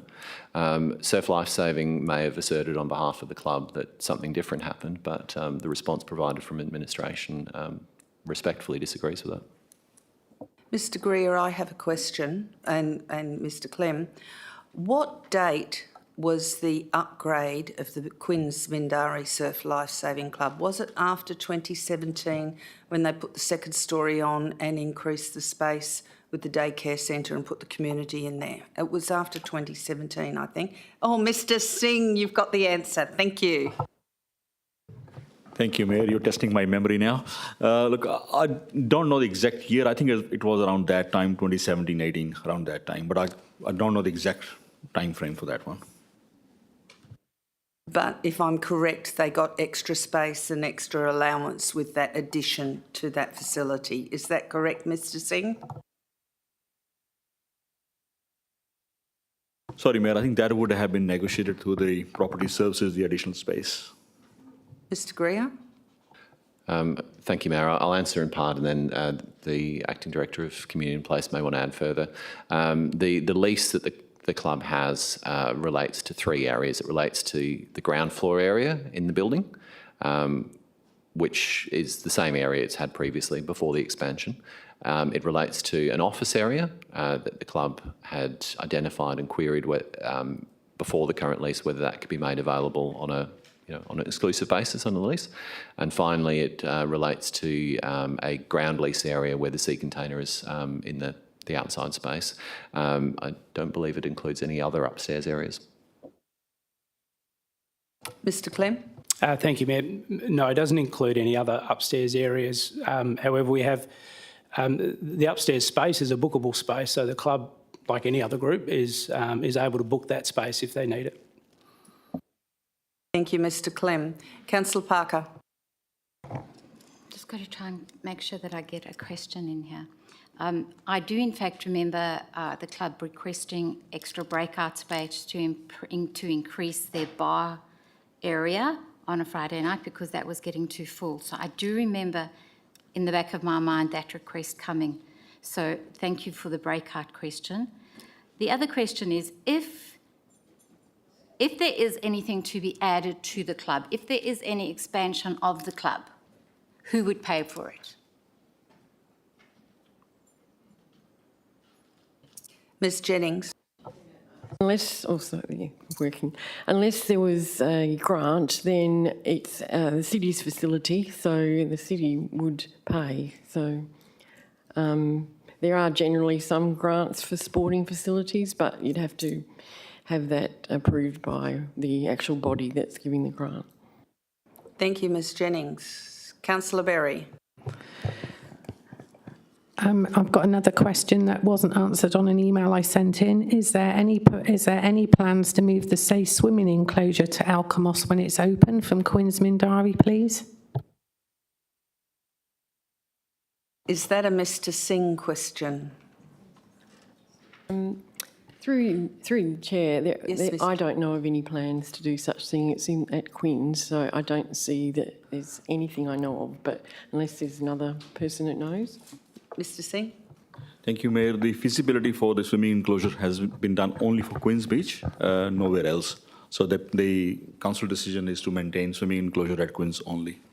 Thank you. Thank you, Mr Singh. Any other questions? Councillor Miles. Yeah, thank you, Mayor. Just a couple of questions, but then again, the answers may lead to more questions. My question is, with the lease, Mr Greer, you've got, it's a 21-year lease after construction's complete. At the end of that 21 years, there is no lease, there's no options or anything like that. It will then obviously come to the then council, because I won't be here. Is that then whoever or the company that's on there, will they have to clear whatever's there away and return the site as a vacant lot? What's the process within the lease? Mr Greer. Thank you, Mayor, and thank you for the question, because that is a matter that has been previously queried at other times from the community. The information is provided on page 17 of the agenda.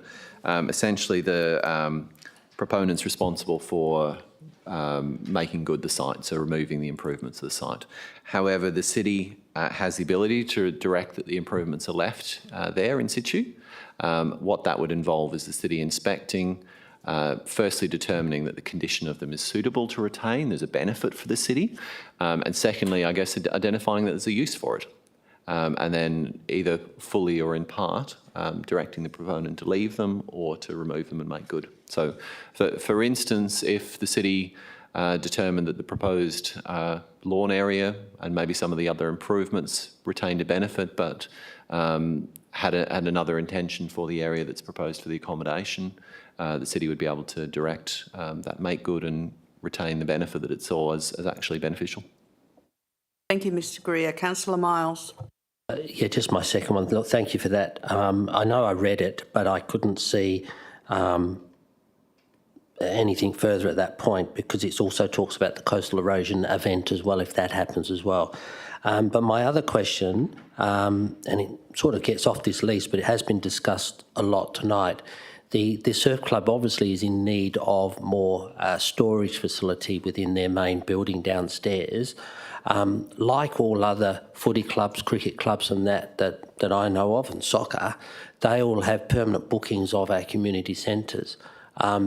Is it that difficult for the surf club to have a permanent booking upstairs for the bar area and that, so they can release all of that use downstairs? So can that be done as part of this approval? Mr Clem. Thank you, Mayor. The upstairs function space at the Queensmindari Community Centre is quite a popular space with various community groups. It's used for one-off functions and events, birthday parties and the like. So to create a permanent booking up there that would then shut off that facility for the times of that permanent booking, would then shut off that facility from other community groups and the community generally from them being able to use it. Thank you, Mr Clem. Councillor Miles. Yeah, thank you, Mayor. I sort of agree and disagree, Mr Clem. The footy clubs have other groups in there during the week, and sometimes in the evenings they book it out as well, utilising, I think, property services or whoever. So can we actually look at that and give that as a suggestion, so the upstairs can be, especially on weekends and that the surf club requires it, like all clubs, they get a lot more access than what they've got now. Mr Greer or Mr Clem? Mr Clem. Thank you, Mayor. Yes, we can certainly have that conversation with the club about them looking at what other, I guess, some booking times that they might like to have for that facility. And happy to have that discussion with the club. Thank you, Mr Clem. Councillor Smith. Thank you, Mayor. I have two questions about vegetation. The first one's from the DA on page 144, where it talks about sustainability. So it's great to see that they have that aspiration. And we also, as an administration in the city, have that as well. It's a bit broad at the moment, and I know with other developers, we're trying to work towards what types of vegetation is planted. So I was just wanting to bring up, was any consideration of water-wise vegetation being planted in there that should it not proceed after the 21 years, you know, that could be water-wise plants in there? Mr Greer. Ms Jennings. Thank you, Mayor. I think if the Director of Planning might like to talk to that one. Mr Dixon. Thank you, Mayor. I'd love to talk to that one. And obviously, that's a consideration for 21 years' time from now. Certainly, the approach that Council takes at the moment is very much around ensuring that we plant water-wise.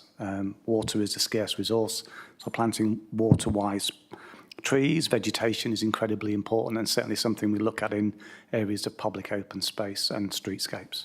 Thank you, Mr Dixon. Councillor Smith, do you have another question? Yes, thank you. It just seems like a mutual thing, mutual value, so I just wondered if it could be included, but I'll move on to another part. In terms of public open spaces and that we're, you know, we've got this great lawn area that's in the proposal, when we build parks and things like that, we also plant trees around the edge, so to provide some shade. So I was just wondering if that had been considered, because at the moment I don't see any trees around that lawn area for people to have some shade while they enjoy the space. Mr Greer. Thank you, Mayor. The substantive part of the question I'll probably need to refer back to the Director of Planning Sustainability. However, I can add some clarity on the previous question around the vegetation. The lease does include a requirement that the planting of any vegetation is to a scope approved by the city in our absolute discretion, and that includes species. So typically what would occur in that scenario is we would share the types of vegetation that we would be developing ourselves if we were developing in that same context, and that would be obviously required under the lease documents. Thank you, Mr Greer. Mr Dixon, did you want to respond to that as well? Thank you, Mayor. Certainly the detail of the landscaping of the open space, proposed open space area, can be considered by the Commission as part of the development application if and when it's formally lodged. Thank you, Mr Dixon. Any other questions? Councillor Seif. Thank you, Mayor. I refer to page 16 of the supplementary, damage and destruction. It says in the second last table item, if the buildings and improvements are destroyed or damaged so as to be wholly or unfit for occupational use, the city may require the proponent to reinstate them at the proponent's cost. Rent will not be payable during this period. So I have a two-part question. The first part is, will there be a time limit to how long they have so it doesn't get extended out where rent isn't being paid? And the second part of the question is, so continuing further, the city's right to require reinstatement will not apply in the final 2 years of the term of the lease. I can understand why, considering, you know, the proponent is investing $8 million roughly, and in the final 2 years, considering that the council has the option to keep the remaining assets. However, if we can't request that they reinstate them under considerable damage, what requirement is there for the proponent to at least maintain them so that they are in good condition at the end of those last 2 years? Thank you. Mr Greer. Thank you, Mayor, and thank you for the question. That's an aspect that I don't think people have asked about in the engagement process or the previous stages. Yes, so the scenario here is some sort of natural disaster or other events occurred and the site's not capable of being used. The requirement is that they would be reinstated as soon as reasonably practical, which would depend on obviously the circumstances. So if, depends on the time to get a new DA if required for approval and getting materials and all those sort of things. But essentially they would need to be reinstated. The reason rent's not payable during this period, which is a very market standard lease provision, is because the proponent's incurring the further cost. Often this is funded by insurance. So again, that would be a case of damage or destruction event occurs, the lessee is then required to apply their insurance proceeds to rebuild. So you get the development back. In terms of those final 2 years, if they're not required to reinstate, all of the other maintenance provisions in the lease would still apply around keeping the facility, safe and secure and those sort of things. So it wouldn't just be a case of having a derelict site. To do that would actually be in breach of the lease. Thank you, Mr Greer. Councillor Bedworth. Thank you, Mayor. Just going back to community events again, on page 15, there's reference to the lease requiring a baseline number of 9 community events per year. Excuse me. Should the figure of 9 not be achieved, would that constitute a default of the lease? Mr Greer. Thank you, Mayor. It is an express provision of the lease, and so therefore it would be a breach of the lease. Thank you. Any other questions? Councillor Berry. Thank you, Mayor. Can I just have it clarified who is responsible for the costs to build the Alkimos Surf Life Saving Club, as it's going to be such a good club? Is it Lendlease or is it the City of Wanneroo, please? Mr Dixon, would you like to respond to that, please? I would, Mayor. Yes, that is a cost for the developer contributions plan. Thank you, Mr Dixon. Do you have another question, Councillor Berry? I do. This one just relates to parking. So is it possible admin could give us a rough cost for next week of how much they think the new proposed car park at the site is liable to be, please? Ms Jennings? Thank you, Mayor. Yes, we can do that. And I actually think perhaps Mr Singh might have already done that previously, but I'll just check with him if I may. Mr Singh? Yes, thank you, Mayor. There was a parking study attached to the previous report, and the estimated cost was provided in that one. Thank you, Mr Singh. Councillor Berry, do you have another question? Only back to the due diligence, if I can. Is it possible to get confirmation that we will get due diligence on all the companies mentioned and the proponents that are not just covering Western Australia, but all their business dealings around Australia and in other countries, please, as requested earlier, because I don't think that was confirmed. Thank you. Mr Greer? Thank you, Mayor. The due diligence provided in the report, both in the open and the confidential attachment, is considered by administration to be adequate. It's considered that it's frankly above and beyond what we would typically require and what we've experienced with other leases, including leases of larger city sites. Unrelated companies that we're not entering leases with and unrelated parties would not normally be a matter for our due diligence. Thank you, Mr Greer. Councillor Smith. Thank you, Mayor. Back to the DA application. I was pleased to see reference to communication, conversations between the city and the proponent about incorporating local history and reference to the Clarkson family. And just from a practical sense, point of view, how that might be included. And I was just wondering if administration was aware of a popular proposal, I think, in the community of having some sun shelters that were in the form of a caravan, which alludes back to the history of the caravan site.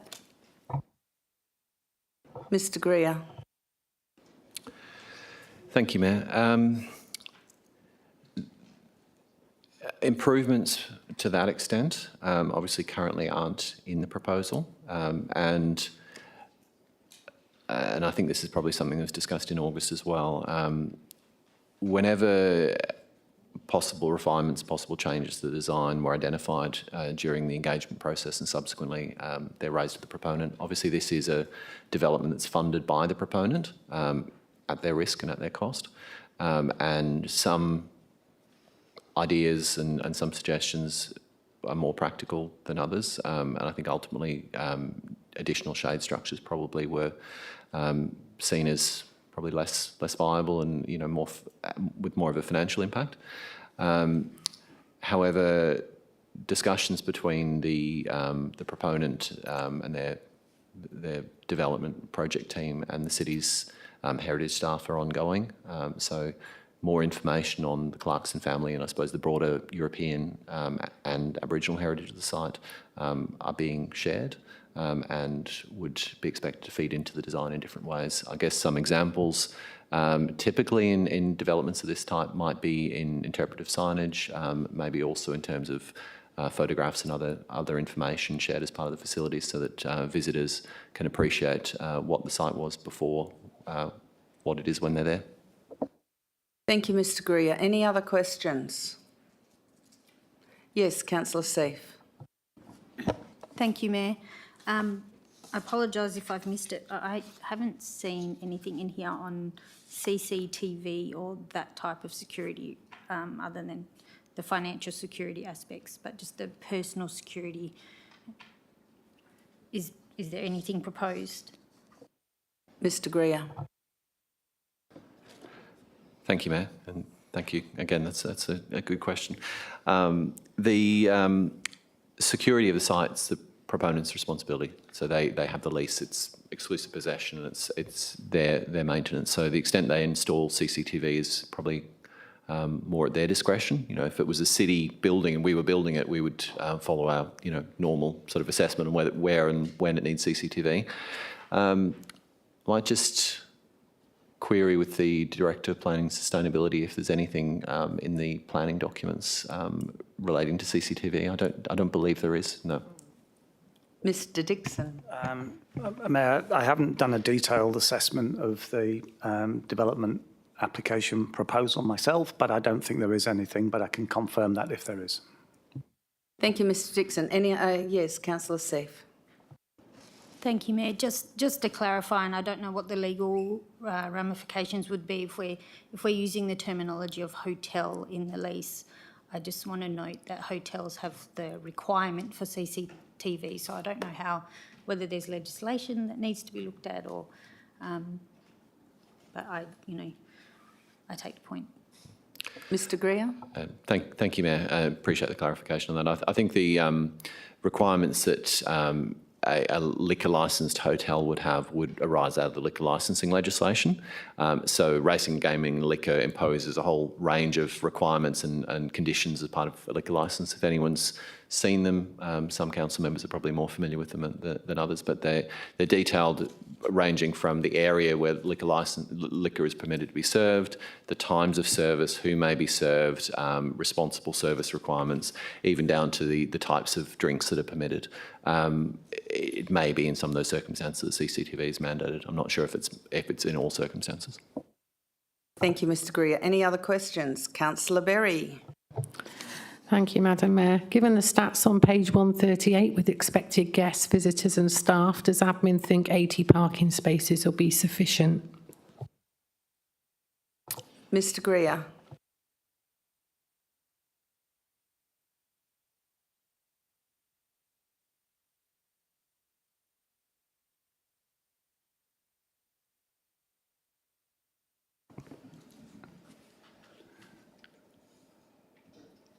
Mr Dixon.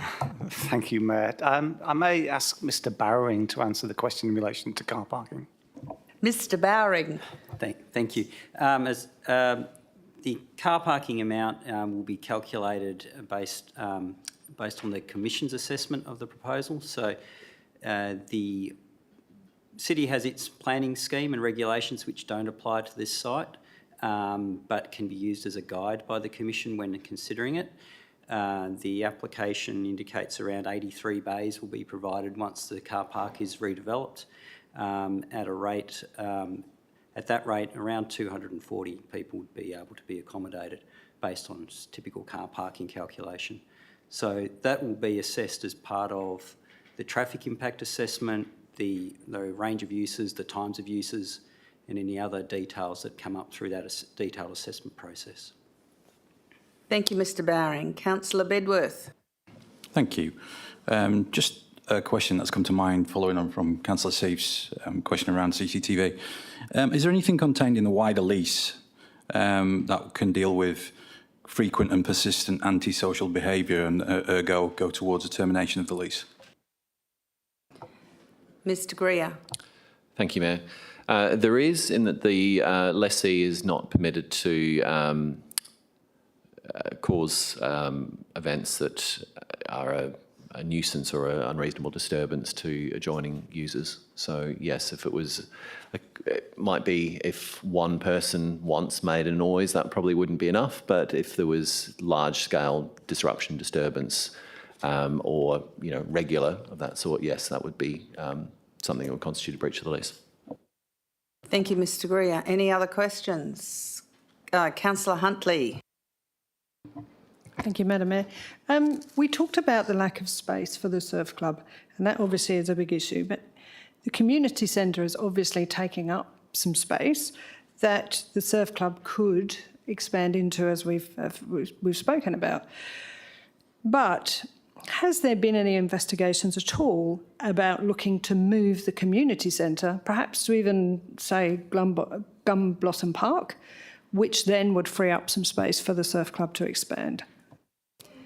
Mr Clem. Thank you, Mayor. No, none of that kind of investigation has been done. The community centre, I think I alluded to in an earlier comment, is quite popular based on its location and proximity to the ocean. So there are no plans at this stage to move that community facility. Thank you, Mr Clem. Councillor Huntley. Just to follow up on that, is there any way that we could actually check that? Because Gum Blossom isn't far, it's just down the road, but the community centre does not have to be on the beachfront, surely. Mr Clem. There are community facilities that are bookable at the Gum Blossom Community Centre. There is an existing community facility there, so it wouldn't be a case of moving one facility to another. It would be, I guess, a reduction of a facility if we were to no longer have the Queensbindari Community Centre available. Councillor Huntley. Yeah, just to follow up on that. So are you saying that Gum Blossom isn't utilised enough that ultimately the community centre wouldn't necessarily take up any space if it booked facilities there? Or are you saying that the community centre on the beach side is more popular than, say, a community centre moving to Gum Blossom? Mr Clem. Thank you, Mayor. The latter, the location of the existing Queensbindari community facility adjacent to the beach makes it more attractive for particular types of bookings, whereas the Gum Blossom Community Centre is busy for other booking requests and reasons. Thank you. Deputy Mayor Rowe. Sorry, just on this point, can I just confirm with the administration that Gum Blossom is connected to an oval space that is used by a football club? So the space is different to, the two centres are fundamentally different in terms of their connecting spaces. Can the administration comment on that? Mr Clem. Thank you, Mayor.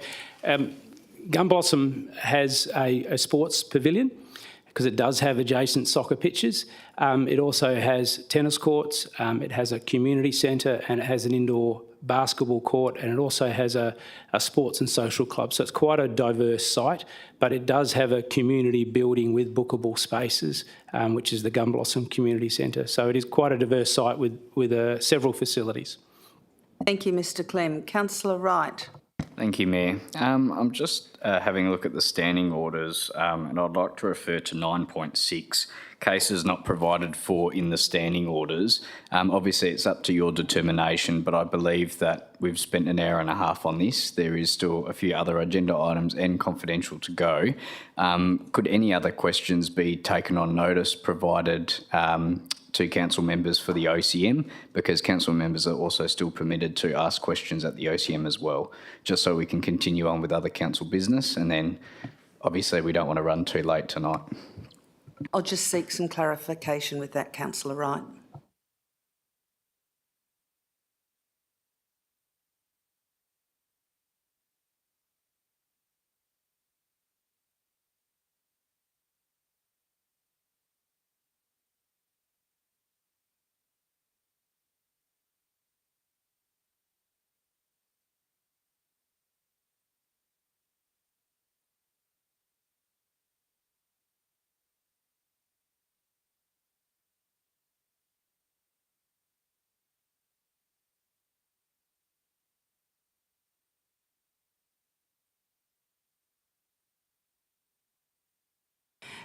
Councillor Wright, I tend to be in agreement with what you've said.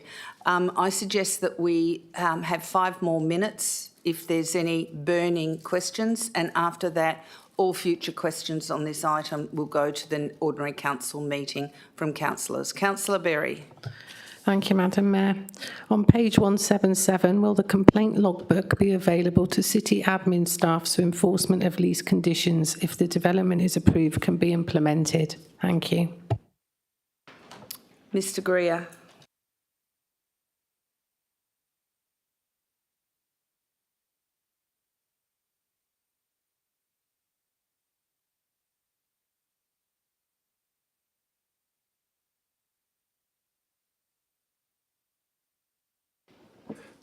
Thank you, Mayor. We can take that question on notice. Thank you, Mr Greer. Any other questions? Councillor Berry.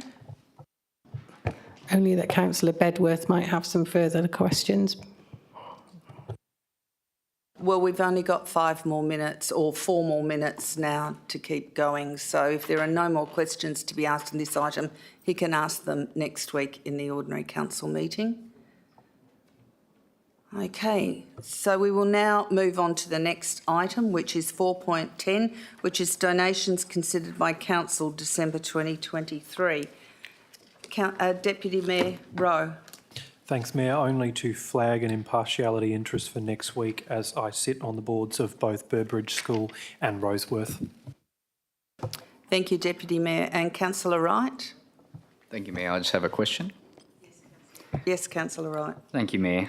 Just in regards to the donations policy, is there currently any form on the website for community groups to apply for these funds, or is it specifically an email? Because I note every year we usually still have a lot of money sitting in that policy, and I was just wondering if we're underutilising it. Because I know council members get a lot of requests from P&Cs. Are they eligible to apply for this sort of policy? Ms Jennings. Thank you, Mayor. Yes, there is a form, and I think the other thing to note with this particular policy, it has been through some change in recent years, and we did have a reduction in use because of COVID in particular. So but certainly it is available on the website, and there are different also community as well funding that's available as well. So some of those go to the community funding. Thank you, Councillor Wright. Could I ask if some more information can be provided into council members in terms of the different programs that we have at the city that community groups can apply for, and what those specific criteria, just like a short list, doesn't have to be detailed, just so we can then share that with our networks to make it easier for community groups to understand what's out there. Ms Jennings. Yes, Mayor, that we can certainly give you that information, direct you to the right places on the website as well. Thank you. Thank you. Are there any other questions on this item?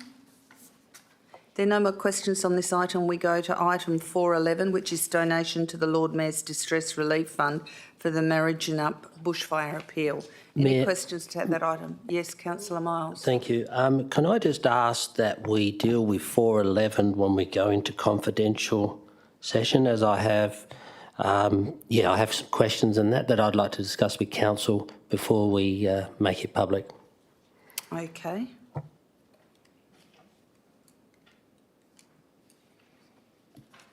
Would it be okay with you if we left it until we went behind closed doors for the item 8? Yeah, that was a suggestion. Thank you, Mayor. Are the other councillors agreeable with that? Okay. So we now go to Chief Executive, Governance and Legal. And who is speaking to that?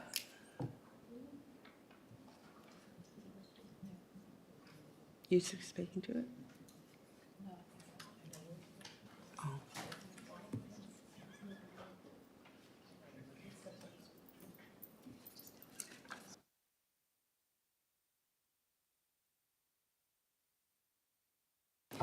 We're happy to take questions, so we'll go to item 412, approve, repeal and extension of review dates of council policies. Any questions on item 412? Councillor Smith. Thank you, Mayor. On page 266, I just wanted a little bit more of an explanation of the council members' fees, allowances, reimbursements, benefits policy coming out, being delayed a whole year to enable an effective engagement with council members. It just seems a long time. So just a little bit more of elaboration would be appreciated. Thank you.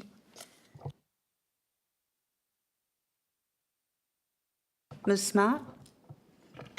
Yes, thank you, Mayor, and thank you for the question, Councillor. I'll take that on notice. There has been some history on that policy and previous reviews undertaken and some of the matters raised during those reviews. So I'll take it on notice and provide you with further details. Thank you.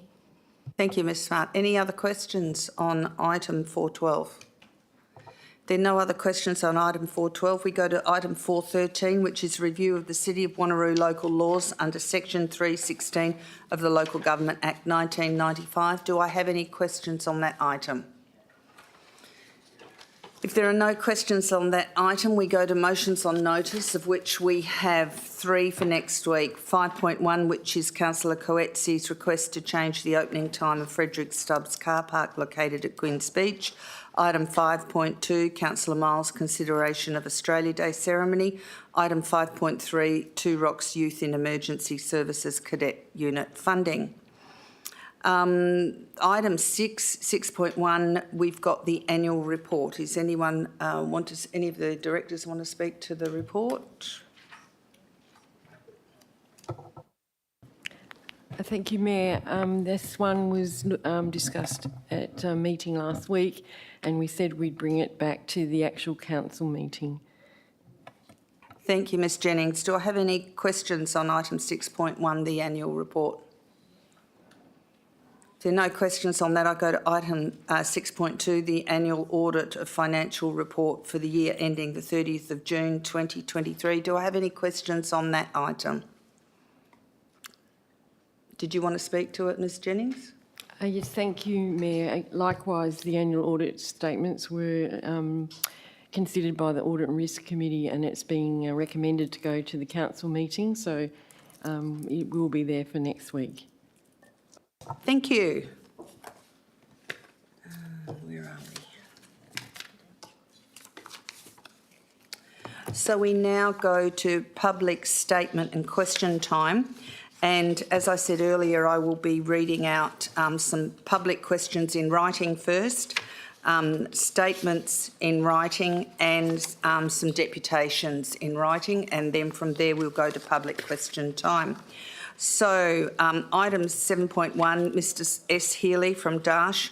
Item 4.9, proposed lease agreement for lease and ground lease and development application, former Quinns Rocks Caravan Park site, part lot 211 Quinns Road. Who are the beneficiaries of the Quinns Rocks Resort Unit Trust? And the response by the Director of Corporate Strategy and Performance says, the question seems to have equated a unit trust with other types of trust structure, such as a family or discretionary trust, which have beneficiaries as the people entitled to receive proceeds from the trust. A unit trust typically provides a more fixed investment and return structure. A specific number of units in the trust is acquired as part of the investment, and the income of the trust would generally be distributed pro rata to the unit holders in proportion to the number of units held in the trust. Investor information for parties involved as the substantive unit holders in the proposed structure, that is with 5% or more of the units, is provided in the briefing report.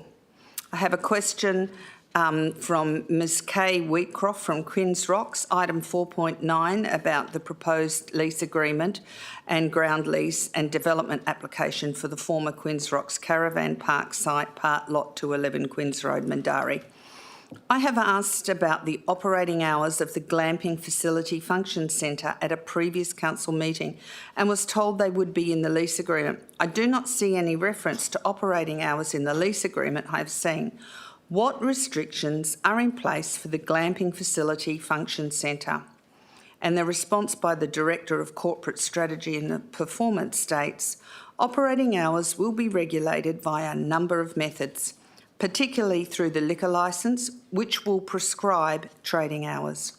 The lease does not set specific operating hours, but regulates trading arrangements, including hours, by requiring compliance with the liquor licence and all other approvals and permits. This is consistent with other city leases, such as for Portofino's, the Jindalee Shack, Orion Cafe and the Beach House at Eden Beach. The proposed ground lease also includes an obligation that the lessee will operate in accordance with noise requirements under the Environmental Protection, that is Noise Regulations 1997 WA, and not cause a nuisance or unreasonable disturbance to neighbouring properties. I have a statement from Mr C. Catamall, and that's about item 4.9, the proposed lease agreement for the lease and ground lease and development application, former Quinns Rocks Caravan Park, part lot 211 Quinns Road, Mindarie. The statement is, as the proprietor of On the Border, we wholeheartedly and eagerly throw our support behind the proposed lease, fully recognising its pivotal role in breathing new life into the charming locale of Mindarie. This endorsement is grounded in our deep understanding of the critical need to uplift the area's ambience, strategically positioning it as a premier destination catering to the needs and desires of both locals and visitors. We are acutely aware that a failure to embark on this much-needed facelift could result in a significant exodus of customers, lured away by the irresistible appeal of more enticing establishments, particularly those in Joondalup. The crux of the matter lies in the urgent necessity to revitalise neglected pockets within the broader Wanneroo region. This venture extends far beyond the realm of our individual business interests. Rather, it stands as a transformative opportunity that holds the potential to redefine the trajectory of the entire community. The rejuvenation of local sites serves as a dual-purpose catalyst, not only diversifying economic opportunities, but also elevating the overall quality of life for the residents who call this region home. Furthermore, it serves as a magnetic force, drawing in external patrons and thereby amplifying the allure of our locality on a broader scale. In our roles as business leaders, we stand firm in our conviction that the enhancement of Mindarie's appeal will yield far-reaching and substantial benefits. This endeavour transcends the boundaries of individual enterprises. It is a collective effort aimed at fortifying the resilience and vitality of local businesses. The positive reverberations of this initiative will ripple through the community, offering a diverse array of choices and actively contributing to the overarching prosperity of the locale. It is with a shared sense of duty and commitment that we undertake the responsibility to ensure that Mindarie flourishes as a vibrant and thriving hub. In this collective pursuit, endorsing the proposed lease emerges as a pivotal and strategic step, aligning with our shared vision of a revitalised and dynamic community that serves as a beacon of attraction for both residents and visitors alike. That was by Craig Cattermole. Sorry, Mayor, if I may, with your consent, I just had to Google what On the Border was, and it was a local Mexican restaurant in Mindarie. So I just thought anyone who's listening to the live stream that may not know who that is, it's a local business in Mindarie. Okay, so Deputation 1 from Mr Mario Sequeira, and I will read this as a statement. I write as Director of Hospitality Total Services WA Proprietary Limited in relation to the proposed lease, agreement to lease and ground lease and development application for the former Queen's Rocks Caravan Park site. Hospitality Total Services is a niche hospitality offering design, operational and management consultancy services to a range of industries including food service, hospitality, healthcare, sporting facilities for private, commercial and not-for-profit and government clients, providing successful professional services for over 30 years across Perth, Western Australia, Australia and internationally. I am a professional member of Food Service Consultants Society International, a global organisation by way of qualification and experience, operating under a code of conduct which is guided by the three master principles being the public's interest, the client's interest and the profession's interest. At HTS, we have assisted our clients with several projects in the northern suburbs and most recently delivering a similar project being the Hillary's Beach Club project at Wanneroo Point Foreshore Reserve in Hillary's, set to open this Sunday, the 10th of December. We worked closely with the City of Joondalup in navigating the ground lease, ongoing community consultation, the DA and the WAPC. The liquor licence processed and project managed the entire construction stage. In similar circumstances, we assisted our client who entered into a lease agreement with the City of Busselton to operate the iconic Shelter Brewing on the Busselton foreshore and currently working again with the City of Busselton Approval Services team with the opening of another client's venue being the Hilton Garden Inn, Busselton, also on the Busselton foreshore. We are honoured to work with Mr Russell Percival of Ecotourism Proprietary Limited as we share his vision to deliver a quality and contemporary glamping accommodation amenity and a food and beverage, dining and function amenity to complement the accommodation. Over the years, we have built a reputation that has earned us the respect of our clients based on delivering quality venues with the patron's safe and memorable experience at the forefront, respect for neighbouring residents and businesses, working closely with all stakeholders, including the local government authorities, the WA Police and the WA Health Department, and open and honest communication at all times. The team at HTS have significant experience in the hospitality and tourism industry and have travelled extensively to gain knowledge and experience to deliver the best-in-class outcomes for our clients.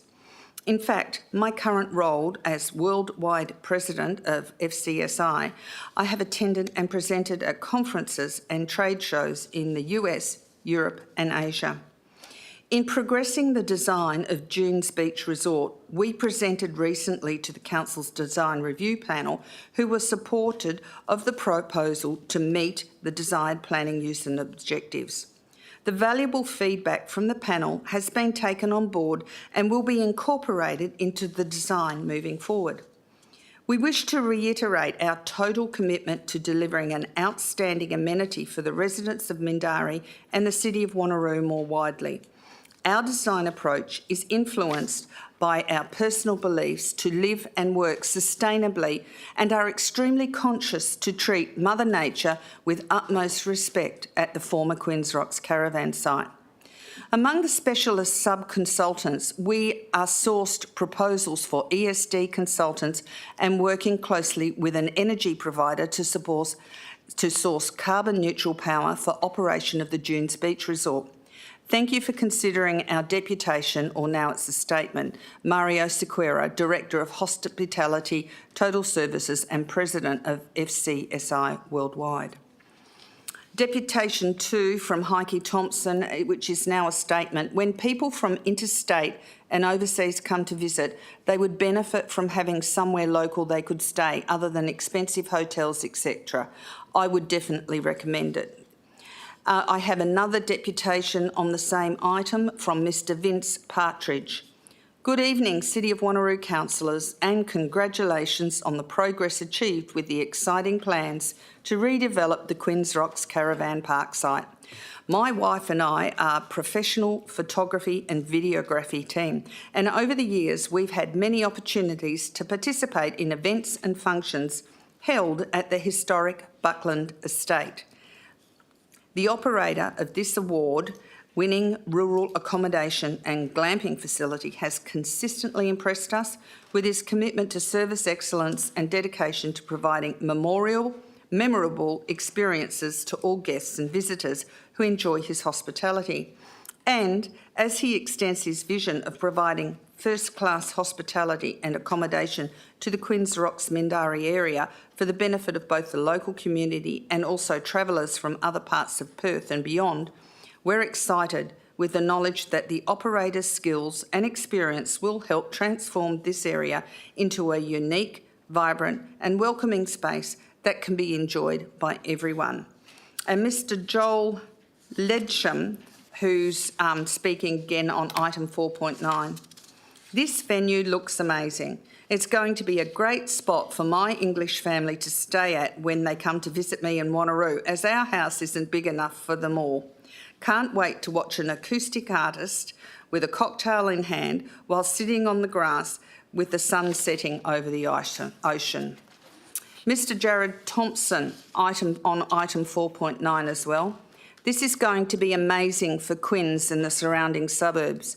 The design looks world class and level above the glamping resort on Rottnest. We will be the envy of the rest of Perth to have this coastal resort on our doorstep to enjoy all its amenities. Well done to the team at the City of Wanneroo for making this happen for our community. And Michelle Trelaw on item 4.9 says, I wish to speak in favour for the Quinns Rock Glamping Resort. As a mother of a young child, we are always looking for places we can go as a family to get away without having to travel too far.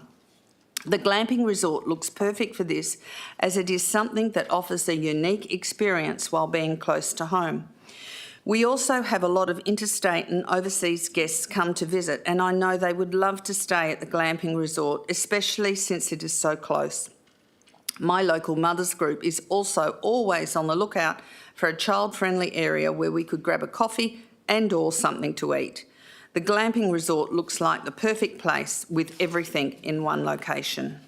So that's the end of the statements for this evening. We now go to public question time, and we have at the top of public question time, Mr Ken Tasker, who wishes to speak on item 4.9. If you would like to come to the podium and just give us your name and your suburb, Mr Tasker. Thank you.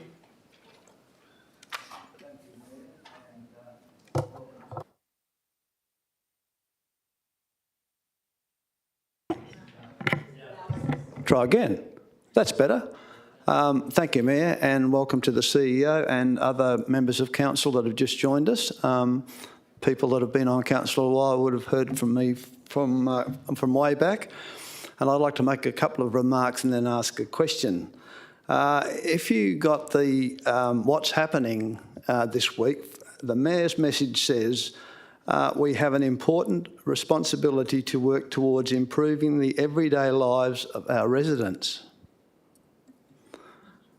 My second dot point is we are a beachside suburb and a beachside city for all, and not a tourist resort facility, which will benefit none of us for the next 21 years. In a direct email to all councillors, both old ones and new ones, no, that's probably a bit ageist, isn't it? I expressed many community reasons for public open space, but never once have I received any reasons from councillors who supported glamping. Why are we going down this road and continuing to go down this road? I think we are flying in the face of really what the community actually wants, and it's been well spoken about on many occasions. And I'm saying these things, I suppose, specifically for our new councillors here who may not have heard this, because there's a huge history behind this site. Council decided to go ahead with this, but it wasn't like it was an outstanding majority. I think it was Mayor's single vote, actually. So I don't feel confident, and I don't think that members would feel confident that we have an overwhelming desire for camping, for glamping. I don't think that at all. I think from the time that people like myself and Steve Faulkner and people sat on the beach and talked to thousands of people, I think I only got one that was interested in glamping. The rest were interested in public open space. And on the website, which gave people an opportunity to voice their opinion, it talked about glamping or other. It didn't actually specify from the council's point of view that we have a choice. It was glamping or other. Now, people wouldn't know what other. If it had been said glamping or public open space, it would have been a little bit more definitive for that. So I don't think the plebiscite has been particularly fair, and I was just a bit disconcerted with the dialogue that happened before this particular part of the meeting, all the questions that came up. I think we're opening up a hornet's nest for the next 21 years. I really do, is that from a resident's point of view. And I probably won't be around to see it, but I would really still hope that the council, and this is the question for you, councillors, will you please don't just think it's a fait accompli. Will you please think between now and next week as to whether we really want to go down this road instead of having something for everybody, which is virtually a free resource, because it's certainly not going to be a free resource when you go to glamping at a couple of $100 a night. This is your legacy here. Glamping's not going to be something that we're really proud of, but public open space is. Thank you for listening. Thank you, Mr Tasker. Kelly Wheatcroft, could you please come to the podium and give us your name and the suburb you live in? Thank you. Hi, Kelly Wheatcroft, Queen's Rocks. Given the amount of discussion tonight and the amount of reading, I have probably more than 3 minutes worth of questions. I don't know whether we have any leniency in that direction tonight, do we?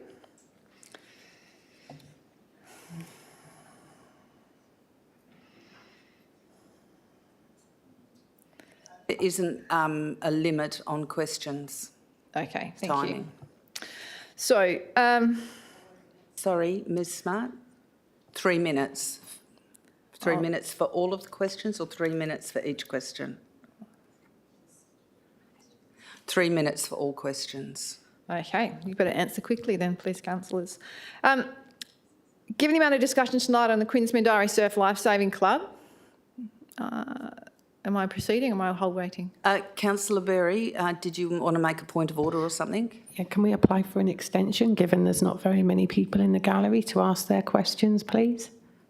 Well, this is according to the standing orders, and this is not a voting forum, so...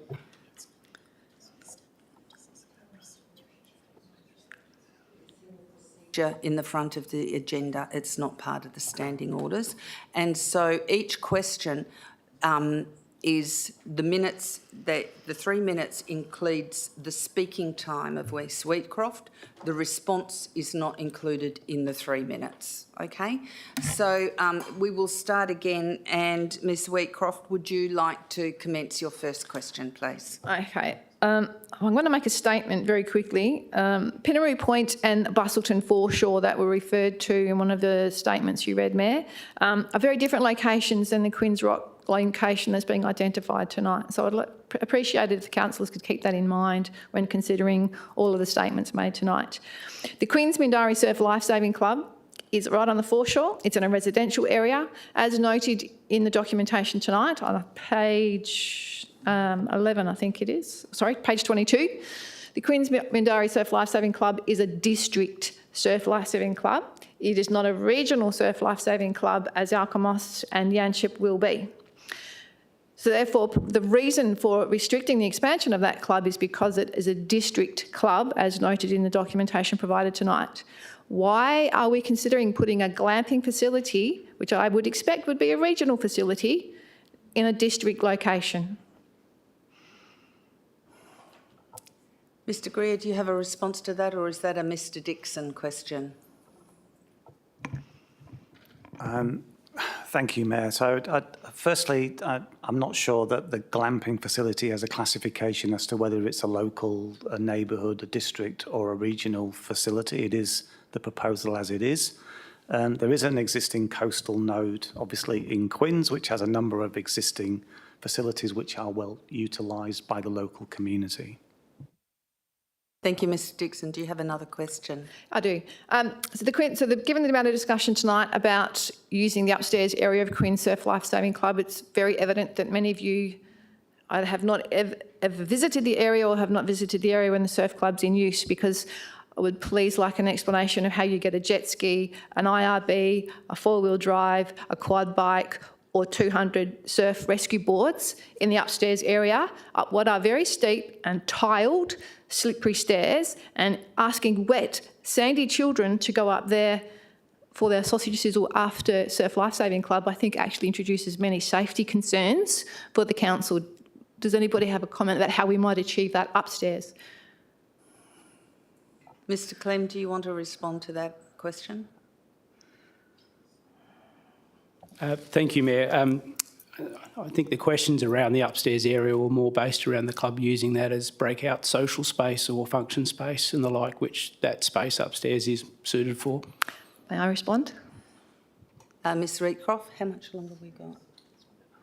Okay. Yep. Social space. If you visited the site, the area that's utilised for social space now is behind a retaining wall, a low brick wall. It's glass fronted. You could never park cars or vehicles, jet skis or otherwise, in that area. At best, it might be a surf rescue storage area. You still introduce safety concerns to the club with wet, sandy children going upstairs at the back of the facility. My question would be, would the council members consider visiting the site on a Friday night or a Sunday morning before voting on this decision, to see the club in operation and understand how it functions and how restricted in space it really is, and the expansion needs to be on a ground floor level to accommodate the equipment, the essential life-saving equipment for this community? Mr Clem, would you like to respond to the possibility of expanding the floor space on the ground level? Is there a possibility to do that in that area? Thank you, Mayor. What we've been working with the club is trying to get a full understanding of what their needs are in regards to space. And once we have that understanding, and we've had, I think I mentioned earlier, 2 meetings with them so far, then developing a needs assessment and a business case for that. At that point in time, that's probably when it would be appropriate to look at how the existing ground floor space and any other spaces could be used to accommodate those needs. So it would be, I think, difficult to comment at this point in time in regards to what could happen on that ground floor space. Thank you, Mr Clem. Do you have another question? I do. So it's in support of Councillor Berry's previous comment about having that information to hand in line with the parking information to hand before making this decision, because it is one decision impacts the other. Have council consulted with Water Corporation, noting that the drainage sump referred to as the overflow parking potentially is the overflow sewer drainage location for the gravity sewer that's located next door to that sump. Is it even physically possible to turn that drainage basin into car bay space, noting that the Water Corp gravity sewer will overflow into that drainage sump at some point? Mr Singh. Yeah, thank you, Mayor. We'll, as part of the feasibility study, which is in this year's budget, we'll be considering all those aspects, and that will inform the final decision. Thank you, Mr Singh. You've had 3 minutes. Okay. I do have more questions, yes. Okay, so Ms Sangully, you're on the list here for asking questions. Would you like to come to the podium and ask your questions on item 4.9? Thank you. I'm actually not going to ask about 4.9. I think my views on this have been made very clear. Whatever I've got to say, I'll put on Facebook for you to all read. The minutes of the OCM for the 21st of November 23. You passed a local law for cats. Can I seek some clarification? Actually, I will ask about tonight's one.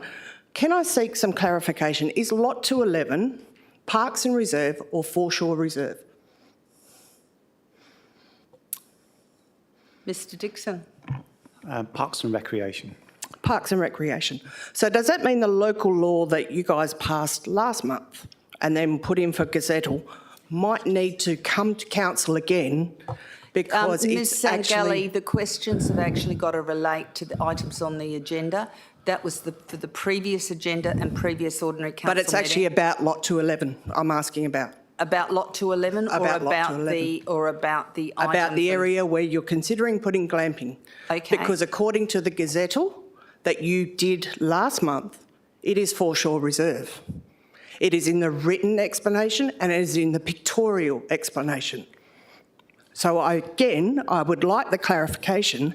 Are we talking about Foreshore Reserve or are we talking about Parks and Reserve? Mr Dixon. I will take the question on notice just to make sure that I provide the accurate information, but I provided the previous answer, which I think is the correct answer, but I'll take it on notice and provide a detailed response. Just a minute. Thank you, Mr Dixon. Ms Sangalli, would you like to ask another question? Well, I was just going to follow up and make it easy for you. Page 276 and page 285 of the minutes of last month will give you the answers you need. We talked tonight about the licensed area.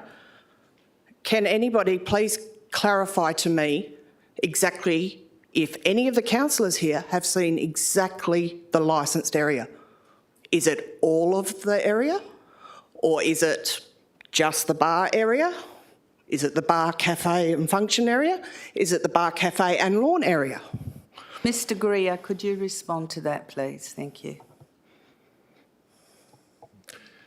Through you, Mayor. The intention would be that the liquor licence would be over the whole site, in that it includes the lawn area where events may be held, it includes the cafe and function space where service would occur, but also the guest premises, often typically for an accommodation development that are licensed. That's the way it would be structured.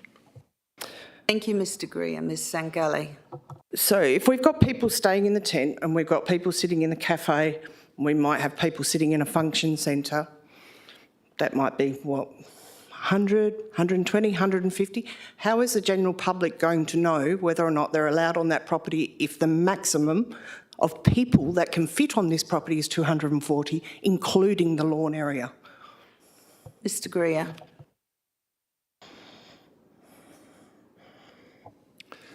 Thank you, Mayor. Look, ultimately, the requirements that would be a restriction imposed by liquor licensing, the responsibility for that is administered by the holder of the liquor licence and by the licensing authority. That would be a not uncommon scenario in the sense of a hotel may equally have service within rooms and may have guests in particular areas. It's an operator within that hospitality accommodation space would be familiar with that and that wouldn't be an unusual scenario. Okay. Thank you, Mr Greer. Ms I'll switch Sangalli, away do from you Lot have 211 another for a question? second. Given administration do not know how much room for public area and storage is needed for the existing popular surf club, how did the city and developer come to the figure put aside in the DCPs for Alkimos Surf Club? Are you confident you have enough A, land area, B, funding and C, facts? Mr Dixon.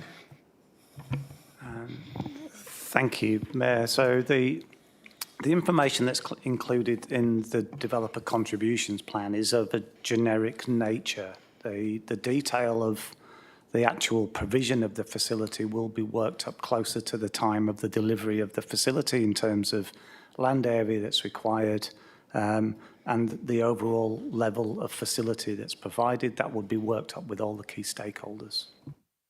Thank you, Mr Dixon. Ms Sangalli.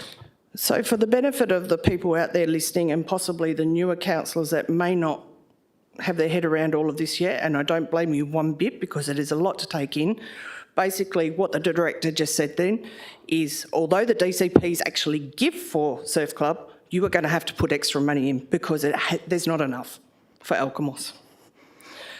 On top of that, the conservation reserve, I'm all for the land being put into conservation. I have no issue with that.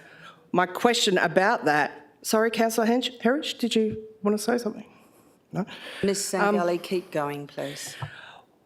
Why hasn't the conservation negotiations progressed further than what they have to date and the transfer been triggered prior to a lease?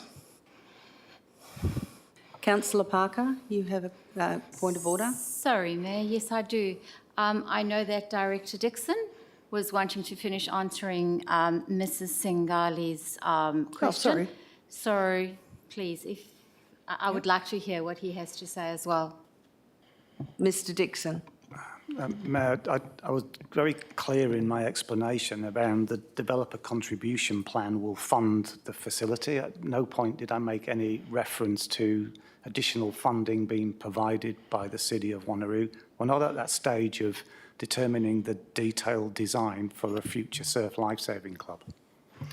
Thank you, Mr Dixon. Okay, so what I might do is clarify why I've said that, because during the discussion, you actually spoke about Alkimos Surf Club being much bigger than Quinn's.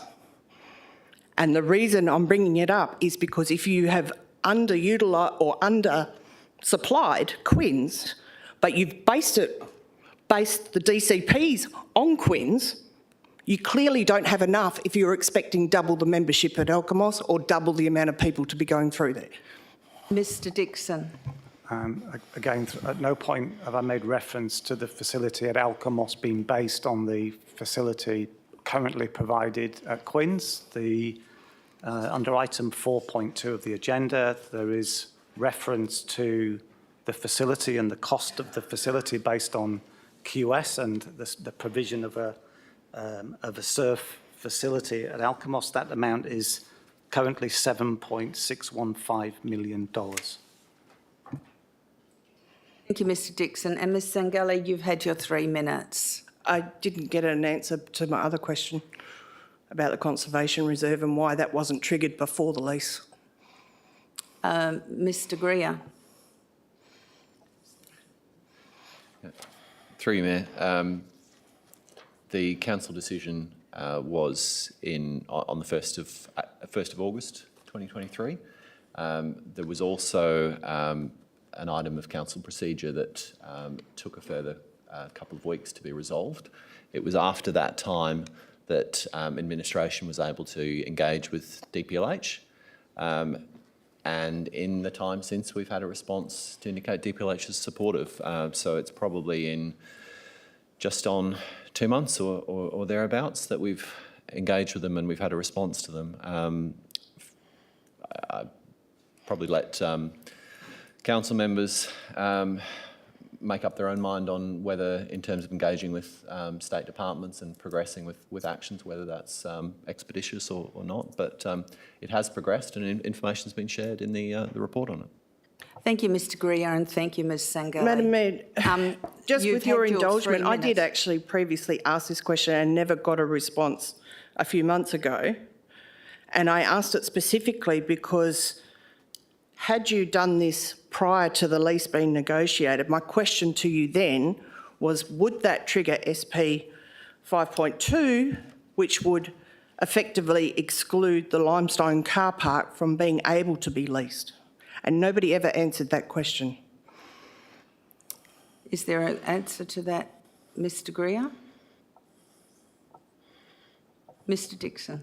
I'm not sure. You said SP 5.2? SPP 5.2, the coastal... Yeah, I'll take that question. The coastal setbacks. That's what we did last time. Thank you, Mr Dixon. Thank you, Ms Sangali. Is there anyone in the gallery that wants to ask questions? Thank you. If you'd like to come to the podium and give us your name and suburb. Thank you.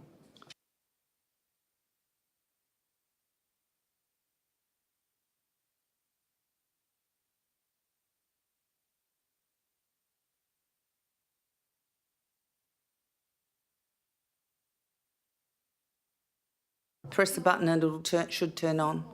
Silver one. Now it's on. Sorry.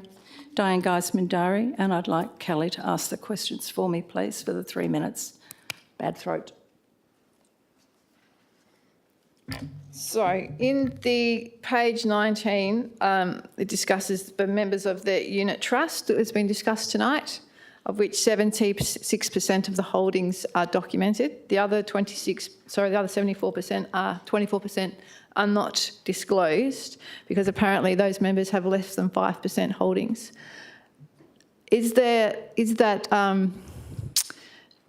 membership disclosed to council and confidential documents that we're not privy to, or is there no transparency in that 24% space? Because how do we know who has the holdings and the interest in that unit trust? Is it councillors? Is it members of admin? Is it other people that have influential over those people? Is it friends and family of those people? Do we have... Mr Greer. Sorry, Madam Mayor. I really don't think that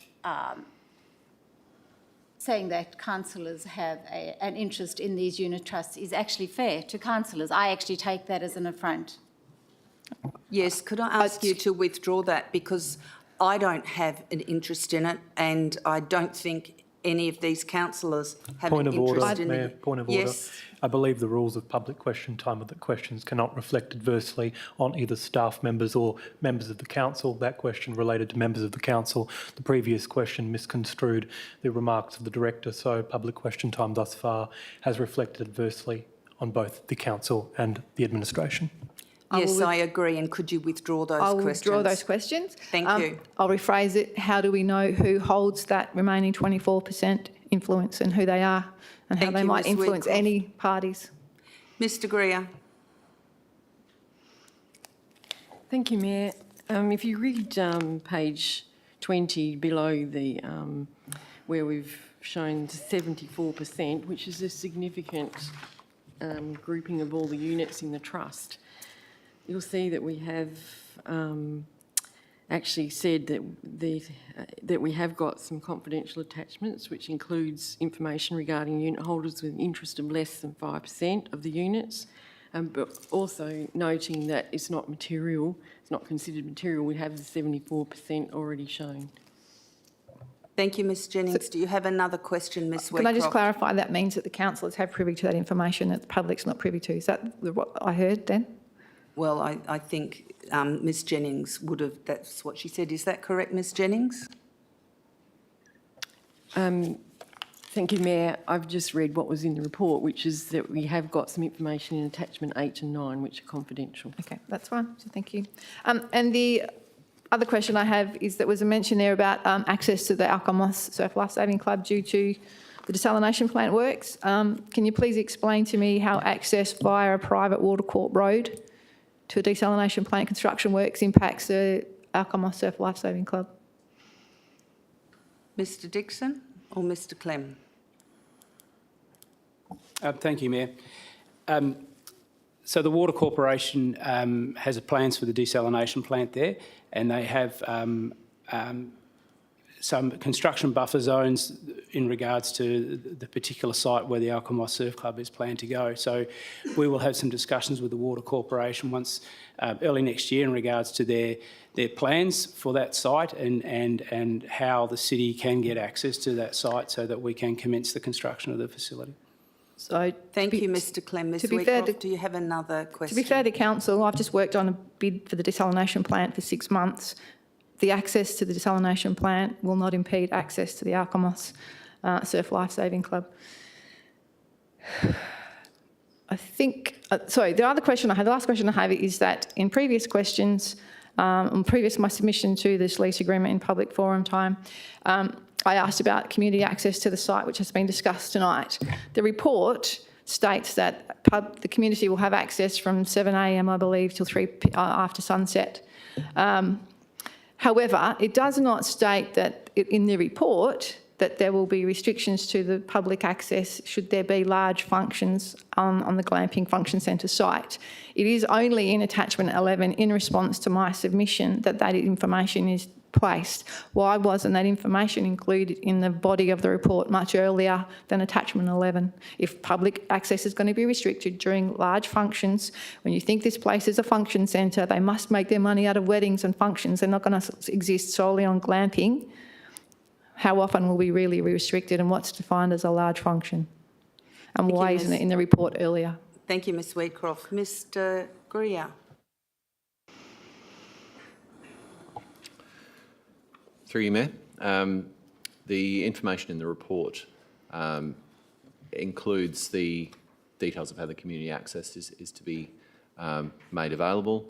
It includes the provision, and I think I spoke to this earlier, around trying to ensure the maintenance of community access, not to unreasonably restrict it, and to enable events to occur on portions of the site rather than impeding access to the whole of the lawn area.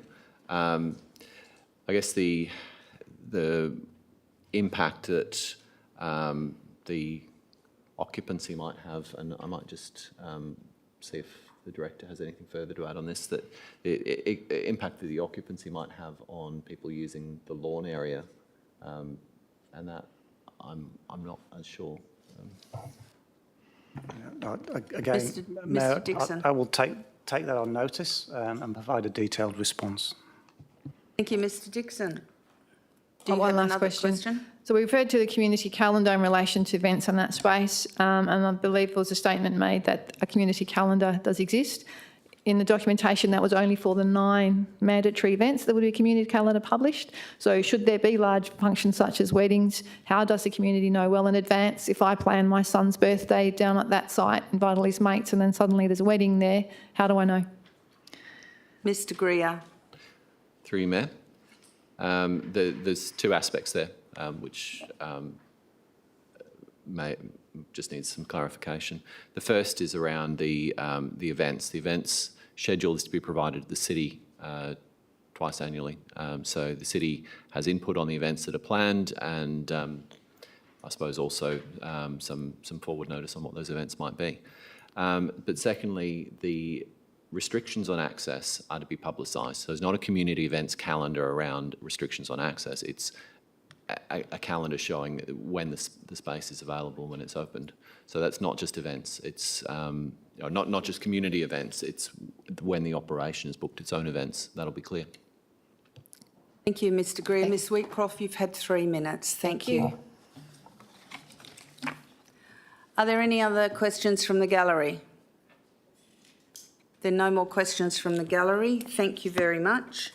And we now go to confidential, and we'll go behind closed doors.